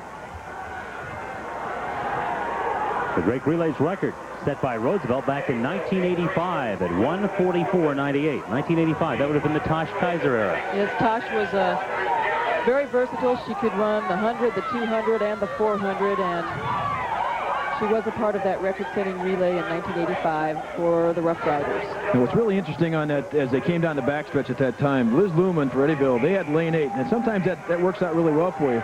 She did not have to run in the box at all. She could cut across that track all the way down the backstretch, and that's what got her in the position that she's in right now. Sondal looking for some room.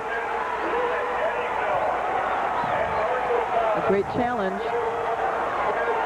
And at the tape, there she goes.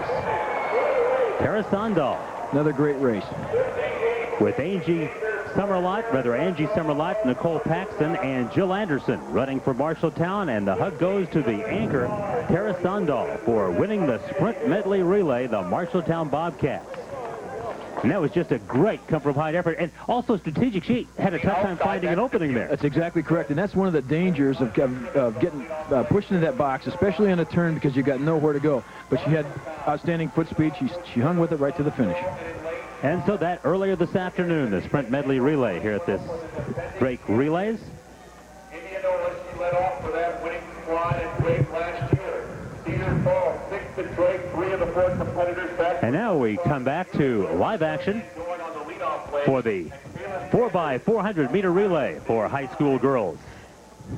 In this field is Indianola, and Indianola has a couple of talented runners on their team. Summer Johnson, who won the 3,000 meters, and Nicole Bergman, who finished in the top 6 in the 800 yesterday. So Indianola, very talented team, and they are in the lead. Indianola with the lead. Cedar Falls, the top qualifier at 4:04:45 yesterday. Marshalltown running second. We showed you that sprint medley they won earlier. Marshalltown looks to be strong in this event as well, but right now Indianola continues to set the pace. Cedar Falls in third. And for Cedar Falls, a quick move as they are about to move into second place, trying to hold her off Marshalltown. Indianola won this event last year, so they're going for back-to-backs here at Drake. And in fact, Indianola, a great tradition in this race. They set the Drake Relays record of 3:53.90 back in 1980. Marshalltown's leadoff leg was run by Tara Sondal, who we just saw the replay of the sprint medley with the great anchor. But this is Indianola. And Indianola with a terrific effort. Indianola about to make the exchange first.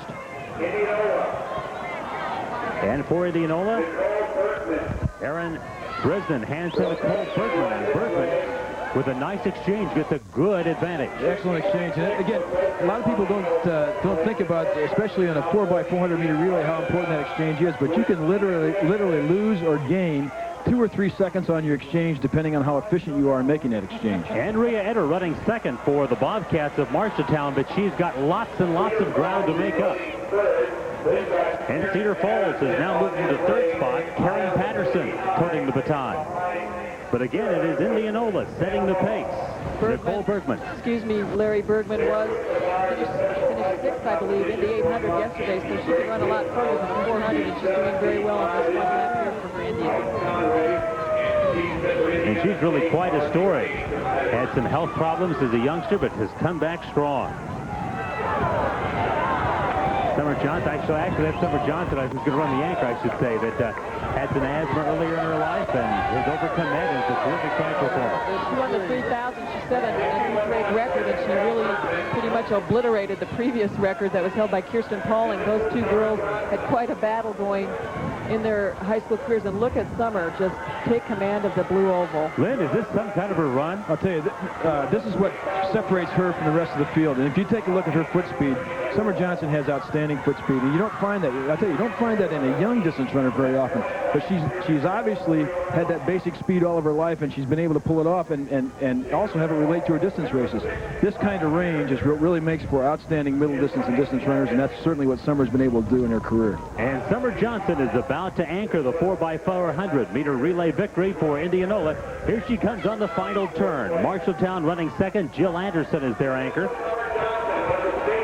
Actually, I think that's Cedar Falls in second, Larry. They were the leading qualifier after the prelim. You're right, it is Cedar Falls that has moved into second. Nicole Sickles will finish second for her team, Cedar Falls, but it is Indianola, anchored by Summer Johnson, that wins the 4x400 meter relay. Cedar Falls from Nicole Sickles anchoring, finishing second, and finishing third, City High from Iowa City, Amanda Long on the anchor. 4:01:08, the unofficial time. The Drake Relays record, 3:53.90, so not a great pace, but a terrific run by Indianola. And Summer Johnson with the anchor. with Tamika Nichols, Aaron Dresden, and Nicole Bergman, along with Summer Johnson, capturing it for Indianola for the second year in a row. It's so difficult to get a great time when you're so far out in front, and you don't have anybody pushing at that point in time. But I really like the way Summer ran. I didn't realize she had that kind of speed. But she showed it right there.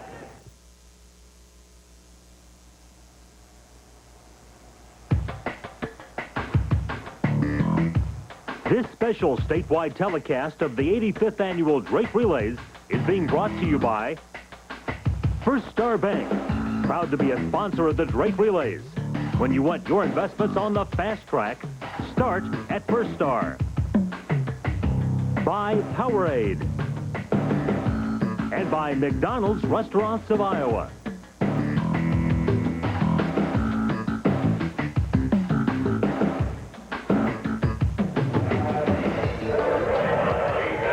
Back at Drake Stadium, where the day has now gotten a little bit drier. The crowd, though, kind of having to huddle up as it's one of the colder Drake Relays days. Hard to believe, though, that this infield was covered by snow earlier today.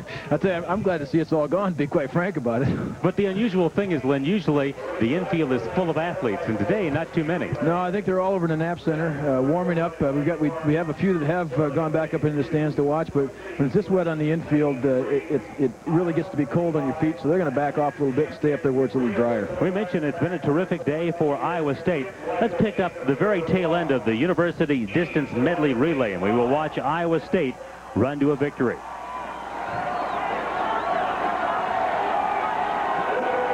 Steve Green on the anchor for Iowa State. Young man out of England, done such a good job for the Cyclones. See, there we go in the bell lap.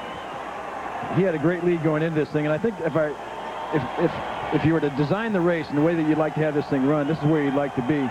You got about a 60-meter lead with 1 lap to go, and somebody who's got a good kick. You don't have to worry about it too much. I think you just got to maintain your composure and bring it on in. Let me correct that, by the way. Steve Green was scheduled to run the anchor. In fact, it was Corey Immels who wound up running the anchor, and what a job he did. He did a great job. And I said all along, anybody that wears red socks, you got to be tough. And this guy, but he is very tough. You know, he was a North Dakota prep, was one of the top distance runners. In fact, was the top distance runner in the nation a couple of years ago. Has come to Iowa State, certainly under the tutelage of the Iowa State coaching staff, and in particular Bill Bergen on his cross-country training in the fall, has just done a terrific job. He won the junior cross-country in Montana in December, and the temperature was 1 degree below zero. By comparison, this must be rather balmy for Corey Immels. Well, I think he's used to it. Having grown up in North Dakota, these are the kinds of things that don't affect you very much because you have to train in this kind of weather all the time. In fact, I would guess he's still got a lot of wind that he's got to train up there when he goes home over the summer. And now we will go back to live action at Drake for the high school boys 4x400-meter relay. Waterloo West has the record in this event at Drake, set in 1981 with a time of 3:17.84. Heidi? The leading qualified team was Iowa City High, and guess who ran the anchor in the prelims? It was none other than Tim Dwight. They were about a second faster than Ames, which qualified second, and Chris Wyckoff, who won the 110 high hurdles for the Little Cyclones, is a member of the Ames 4x400 relay. Sioux City Healing was the third fastest team, so you can look for a pretty tight race in this one, I would suspect. Now, again, we've got two high school track programs who place a lot of emphasis on the relay units. And as a result of that, they take a great deal of pride in being competitive in those relays. So they spend a lot of time on those exchanges. They spend a lot of time working on teamwork in the relays, and that makes a difference in terms of how you build these programs. We were talking about exchanges earlier. Do coaches practice with a wet baton even on dry days? Well, I used to, but I was always desperate. I don't think so. Well, what happens, you know, a lot of times, and especially in these kinds of races, they'll practice. Now, we happen to be doing 3-turn staggers here, but you do practice relay exchanges with a lot of people around, so you get used to having to move back and forth. Of course, it's a 400-meter track. That means once around for 4 different individuals after the staggered start in the high school boys 4x400-meter relay. Ames High with the top time in the state this year, prior to today, at 3:23.6. And Chris Wyckoff, who leads their anchor, is headed for Texas A&M on an academic scholarship, will walk on for track, and he's been an outstanding performer at Ames. He sure has been. He's done a great job for him his entire career. I think that's Jason Potter of Sioux City Healing has got off to the early lead. That's Ames now coming on. And Cedar Rapids Prairie also running very well. And in lane number 7, it is Dubuque with Josh Chandley leading the way. And they will be in first place as the baton is passed. But Ames, out of lane 5, also running very well. Jeremy Ashland will take it. Ames just dropped the baton. They're having a very difficult time. Oh, it's a shame. Dropped the baton, and now City High. And they're just sick about it. And now Ames will go into last place. Dubuque, meanwhile, runs to the head of the pack. Dubuque into the lead. We may have snake bit him, but that's a big part of these relay races, and you have to be sure on those exchanges. That's a critical aspect of this. I'm going to tell you, though, I don't think that's where Ames is going to end up. They've got some outstanding competitors. They'll get back in this race a little bit, but it's going to be a tough road to hoe to get there. Now City High of Iowa City moves into first place, with Sioux City Heelan running second. For City High, it is Rob Thean, who right now is toting the baton. And remember, they've got Tim Dwight set to run the anchor. City High at the midway point of this race, with a challenge from Sioux City Heelan. Matt Campbell doing a terrific job. Campbell to pass Thean. And there's the exchange, very important exchange there because the race is so close. That's exactly right. That's what we talked about before. You make that exchange quickly. In other words, you don't hang on to the baton. Both of you hang on to the baton at the same time for any length of time. You made a quick exchange. And Kirk Chamberlain now carrying for Sioux City Heelan. And now starting to pass him is Corey Honor for Iowa City. And it's right now a terrific race between those two, between Chamberlain of Sioux City Heelan and Honor of Iowa City. Now, Chamberlain's doing just exactly what you like to have your quarter-milers do when they get in this situation. That is, hold him to the outside, make him run on the outside in that turn, and keep him out there until you get him on the straightaway. Psychologically, it has a little burn to it, and also physically it has a little burn to it. Okay, now this exchange is crucial. Yes. City High looks like they're going to make the final exchange first. Tim Dwight ready to run the anchor. And there he goes. Pretty good exchange, Glenn. Both of them excellent exchanges. Nice, safe exchanges, getting the job done. Tell you, both those third legs for both those teams ran excellent races. Chad Hang is the anchor for Sioux City Heelan. I was going to say, if Joey Woody is the leading candidate for the university most valuable athlete, I would say that Tim Dwight is probably the leading candidate for the high school. You see only Tim Dwight, but I say Hang is not out of this yet. Now you see them both. Side bet? No, not now. Dwight's such a good finisher. And yet, Hang is making a great effort at trying to catch him. One of the big differences here, I think, is Tim Dwight has such great foot speed.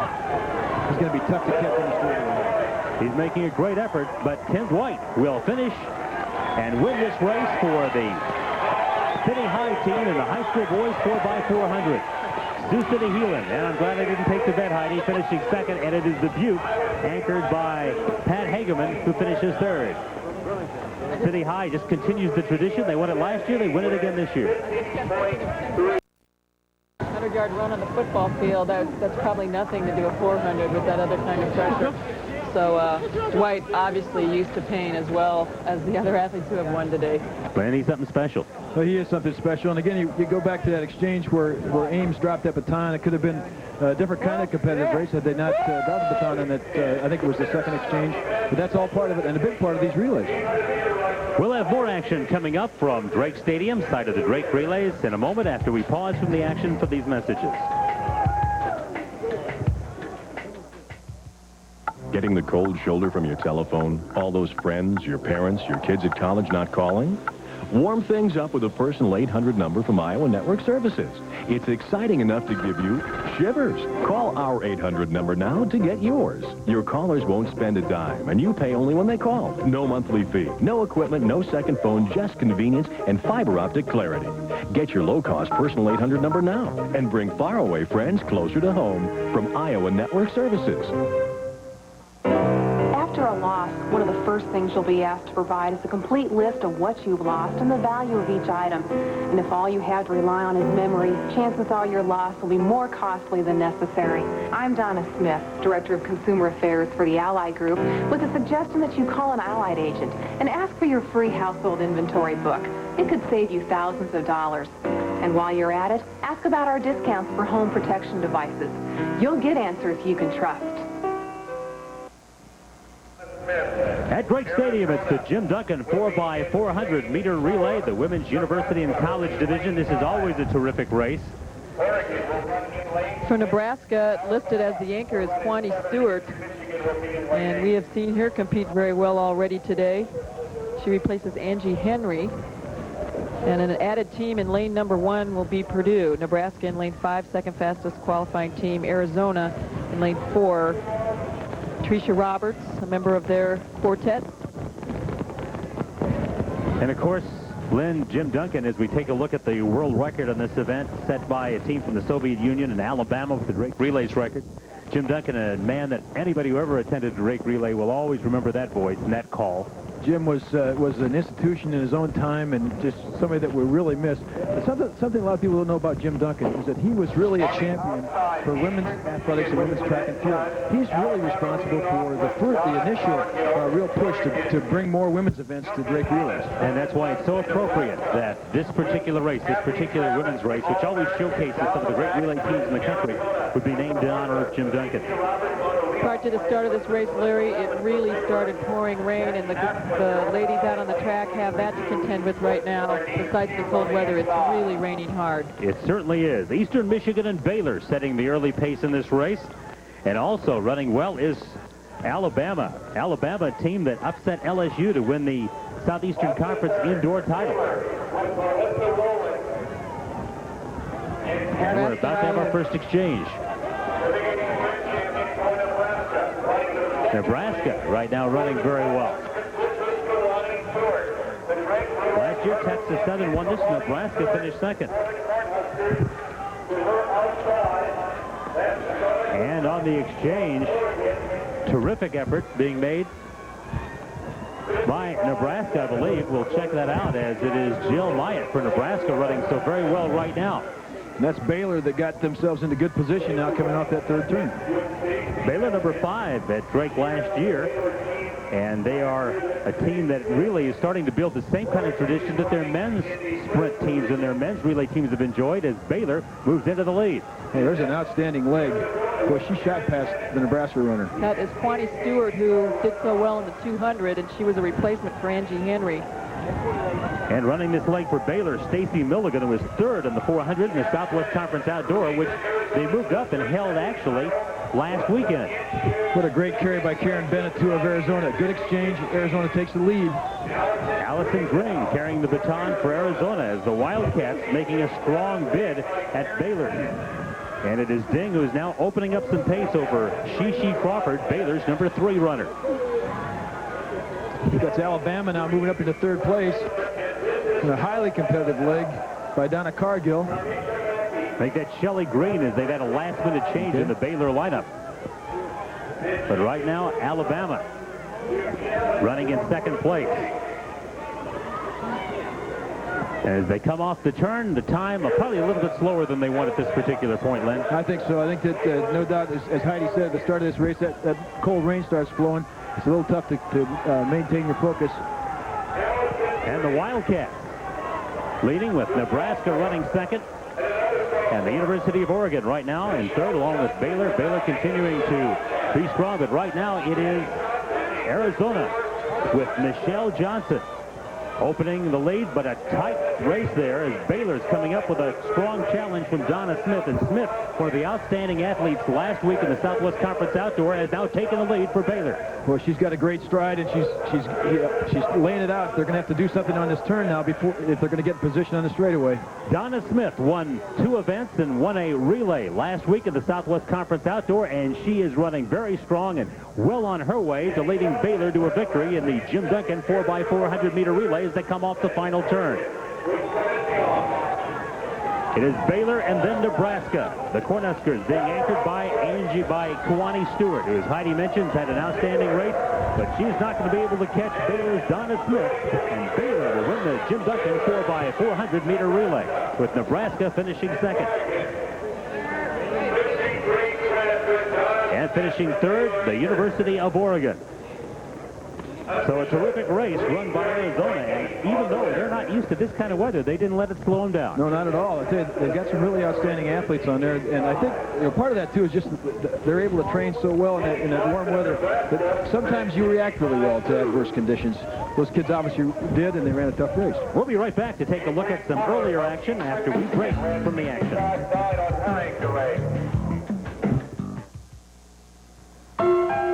Dedication, determination, courage, and commitment. That's what it takes to be a winner in sports and in the classroom. At First Star, we're proud to support the efforts of all Iowa student athletes who reach beyond their grasp, who strive for excellence.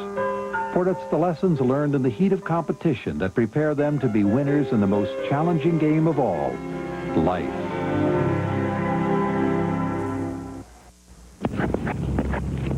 Så det här är det berömda skidskrivet? Ja. Samma som Bonnie Blair använder? Ja. Tror du verkligen att det hjälper den att åka fortare? Ja, hon har vunnit 5 olika guldmedaljer. Ja. Vi testar? Ja. Actually, I found Skippy works better if you eat it, like I've been doing before every race my entire life. Tastes better this way, too. Den där kanon. Den är bra. Underbart.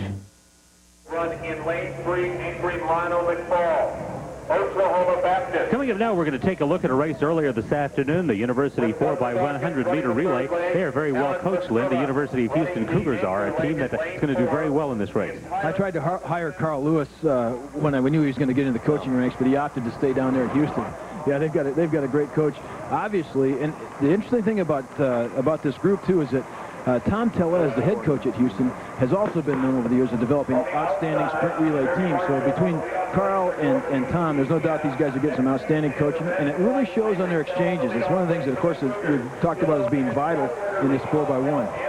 Well, as you said, there's more than speed to it, and the exchanges we've talked about this afternoon so vitally important.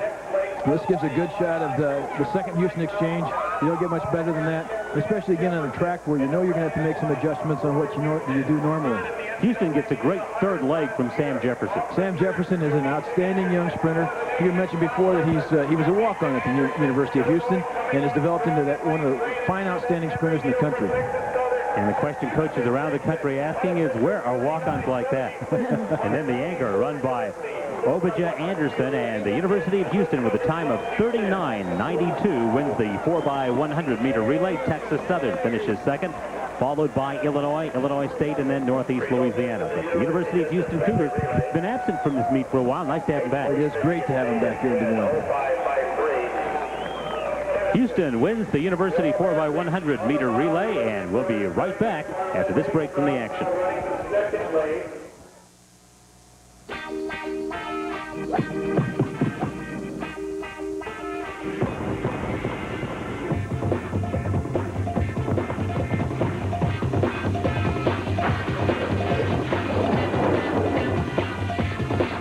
Are you still drinking the old thing? Try the next thing, Powerade. With 33% more carbos than Gatorade and a taste you can really slam. Powerade, the next thing. At Fitness Sports, you have the right to be fit in famous name brand shoes and clothing. In addition to a huge selection of running and walking shoes, Fitness Sports has the area's best selection of track shoes. Parents, track season is here. Get the brands your kids want, but also get the proper fit and give them the competitive edge only Fitness Sports can give. For professional sizing and service, come to Fitness Sports, Apple Valley Shopping Center, 73rd and University.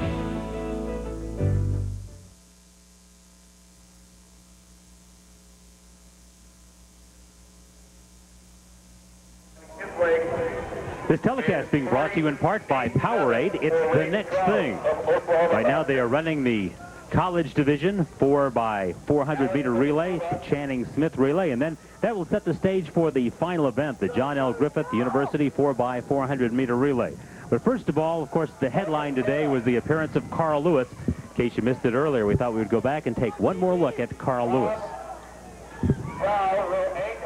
It came down to, with the scratches, only a 4-person race, and Lewis is going to get a little bit of a challenge here. And you mentioned he was very cautious at the start of the race. Yeah, I think that there's no doubt when you get to this kind of weather conditions that you're going to be a little careful, and especially when you're talking about this kind of athlete with this kind of a talent. And if you watch, in particular, his second step out of the blocks is a real slow step. But to be frank about it, specifically in this field, I don't think Carl had to worry too much about it because he knows what he's going to be able to do in that last 60 meters of the race. He's going to get a good challenge on the outside. Keep an eye on Cooper from Eastern Illinois. He'll run a good race also. He sure did. You know, I think that, as we said at the outset, this was his chance to do something really special, and he pushed a little bit on the start of the race, but Lewis, of course, with that great talent, there just isn't any way you're going to be able to deny him, and especially against the field that we have here today. Let's take a look at his start here. You know, the distances that these athletes put these blocks from the starting line is really very important. They'll actually tape measure them out to be sure they've got the right angle of that lead leg in particular. You see Carl now come into position. See, his second step was a little wide. What he wanted to do was to make sure that he had his cleats in the track, and he's able to get going and make sure he was safe out of the blocks without stumbling or without falling. And Heidi, there was no question there. It was a Carl Lewis race. It would have been a kind of a shame if he came all the way to Des Moines, Iowa, and didn't win the race that they brought him here for. And you mentioned the start, Lynn. Carl, not really known for excellent starts. His 200-meter race probably more his favorite race because of the fact that his start isn't quite as good as others, but it's hard to say that because he is the world record holder in this event. Well, no, but you're exactly right. You know, he's not known as a great starter. He's never has really been a great straight distance racer. One of the things when we got him to come up here, we talked about trying to get him to long jump, but he just wasn't ready yet. He'd had those back problems during the winter and opted not to long jump for us. In fact, he said he took off a lot in this winter to repair the back, and he says he's really feeling strong, really running well. Showed it right there. This, by the way, is first outdoor 100 this year. That's exactly right. He hasn't run 100 meters outdoors since the World Championships last year. And speaking of the great Carl Lewis, let's have a visit with him right now. Here's John Walters. John? Well, it's a real pleasure to interview, by all accounts, the greatest track and field athlete of all time, was making his first appearance at the Drake Relays, Carl Lewis. And Carl, wasn't exactly ideal conditions to run, but you went ahead and ran anyway. Well, it wasn't ideal conditions, but we can't control that. What we can control is the crowd and the people that are here, and they definitely were very, very sunny and warm. Did you ever have any thoughts about not running? No, I didn't really think about it. The funny thing was when I first woke up, I was looking in the sky, I didn't see the snow. When I first saw it, it was strange, but like I've been saying, you know, I have a new story for my grandkids. You know, I ran in 2 feet of snow. See, already it's 2 feet now. 5 minutes ago, you know, it wasn't anything. And there were 100,000 people here to see it, I'm sure, too. Now, tell me, did you feel good during the race? I felt great. I mean, I think it was the great race. Last year I ran 10:20-something, and it was a lot warmer around the same time of year. So it just shows that I'm in better shape. I was very enthusiastic to run. The people here have been very enthusiastic about seeing me run, and I've been looking forward to getting in this meet. All I've heard about it beforehand is how great it was, and it definitely lived up to it. Carl, thanks very much for coming to the relay. Thank you, and look forward to coming back. Okay, that's Carl Lewis. Back up to Larry Morgan in the press box. I think he just made Len King very happy. We'll be back with the running of the John O. Griffith University 4x400 right after this break from the action. Hi. Hey, So how'd it go today? I've been called back for a second interview. That's great. Looking for a job keeps me busier than when I have one. Speaking of busy, I better get dinner started. What do you think to go out to dinner? My treat. Only McDonald's gives you extra time and extra value meals starting at $2.99. Dad, when you get your new job, let's go back to the old way, where you pay. What you want is what you get at McDonald's tonight. Imagine winning $1,000. Now imagine a chance at $1,000 every hour. It's easy. Just tune in 92.5 KJJY. Then every hour starting at 7 a.m. with Hatfield and McCoy, we'll play the $1,000 jukebox. And you'll get a chance to win $1,000 right on the spot. Keep your dial set on New Country 92.5 KJJY for your chance to play and win every hour with the $1,000 jukebox.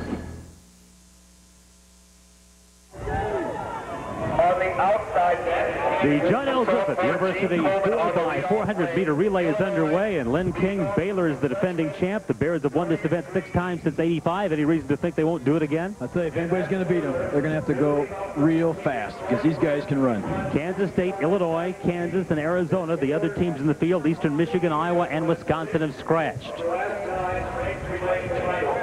And the early pace not being set by Baylor. Right now they're running in what I would have to think for them, it's probably a pretty comfortable spot.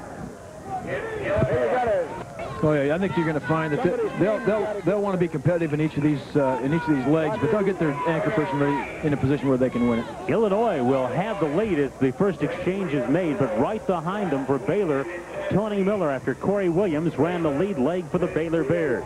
Baylor, a team that was number 2 in this event, NCAA indoors, last weekend, ran a 3:02.58. And there go the Baylor Bears into first place. It's kind of a matter of time in this event, isn't it? It sure seems to be. Marlon Davis from Kansas State has done a great job in the first half of his 400 leg here and is pulling them back up into contention. Illinois continuing to run second. Kansas State making a good challenge for third, but it is Baylor setting the pace with Tony Miller, Raul Howard, and then Dion Miner, who's already won an event this afternoon, to follow in their racing order. Illinois, though, continuing to keep on the heat as Anthony Jones, one of the terrific sprinters in the Big Ten history, is doing a great job. Now for Baylor, it's Raul Howard. And for Illinois, it is Ben Byers. The relay's record, 3 minutes, .78, Southern Illinois, 1984. Anybody can catch that today, would you think? I don't think they'll be able to do it today. You know, we had some decent times coming into this thing, of course, but again, with these kind of weather conditions, it's going to be very difficult to run that fast. Baylor continues to hold the lead, and Lynn, we certainly ought to mention something about Relays Director Bob Earhart. This is 25th anniversary, and what a job he's done. He's done an outstanding job over those 25 years. He's seen a lot of things happen over those years, and he's brought a lot of outstanding talent to Drake University. Baylor and Illinois continue to wage quite a battle, and Illinois will actually make this exchange with a slight lead over Baylor. Here they go, the exchange all important. We're on the anchor lap. It is E. Scott Turner for Illinois, Dion Miner for Baylor. So I'm glad to see that happen because this will make Dion work, and he's a great 400-meter runner.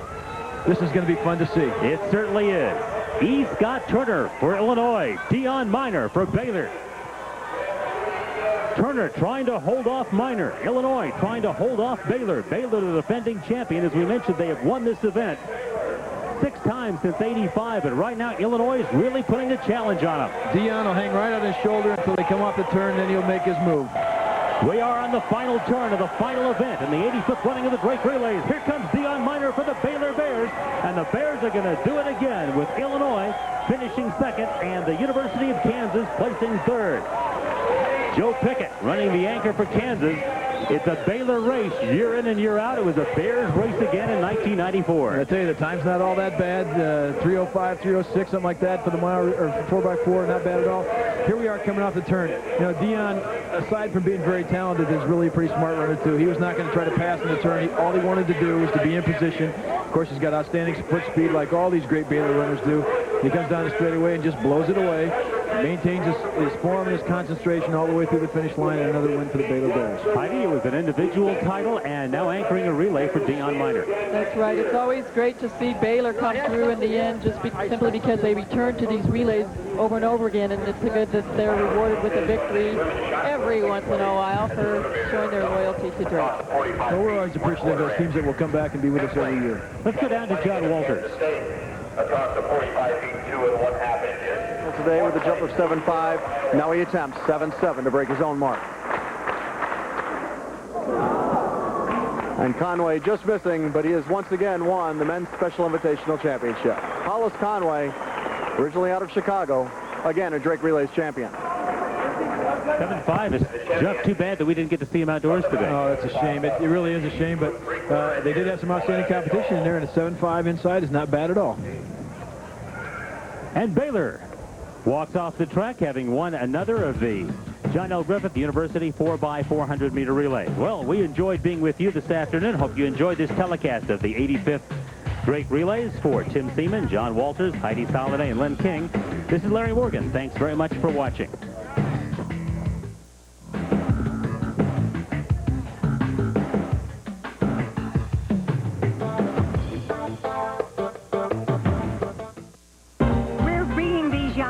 Some hearty steak melt. They deserve steak. They're such nice boys. Who's taking it up? The steak melt is real charbroiled sirloin with grilled onions, peppers, and melted cheese on a steak roll. It's new. Need some more napkins, honey? Hope they wash their hands. Have a good meal. And for breakfast, now try the sirloin omelet biscuit.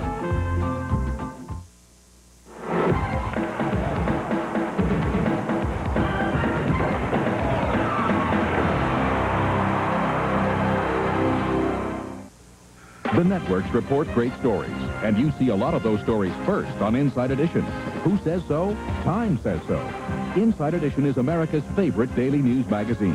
Who says so? You do. For investigations that matter, watch Inside Edition. Weeknights at 6:30, right here on TV8. Ghost Stories, beginning Tuesday at 10 on TV8 News. The exodus of hundreds of thousands of refugees from Rwanda is cut off by rebel troops. And the counting of the votes begins in South Africa's historic election. This is the CBS Evening News.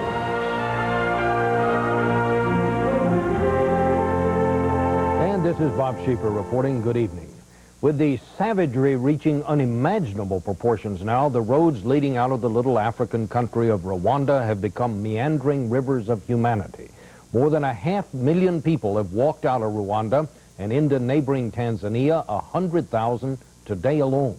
But tonight, rebels closed the border, leaving many more stranded in areas where thousands have already been slaughtered in the country's civil war.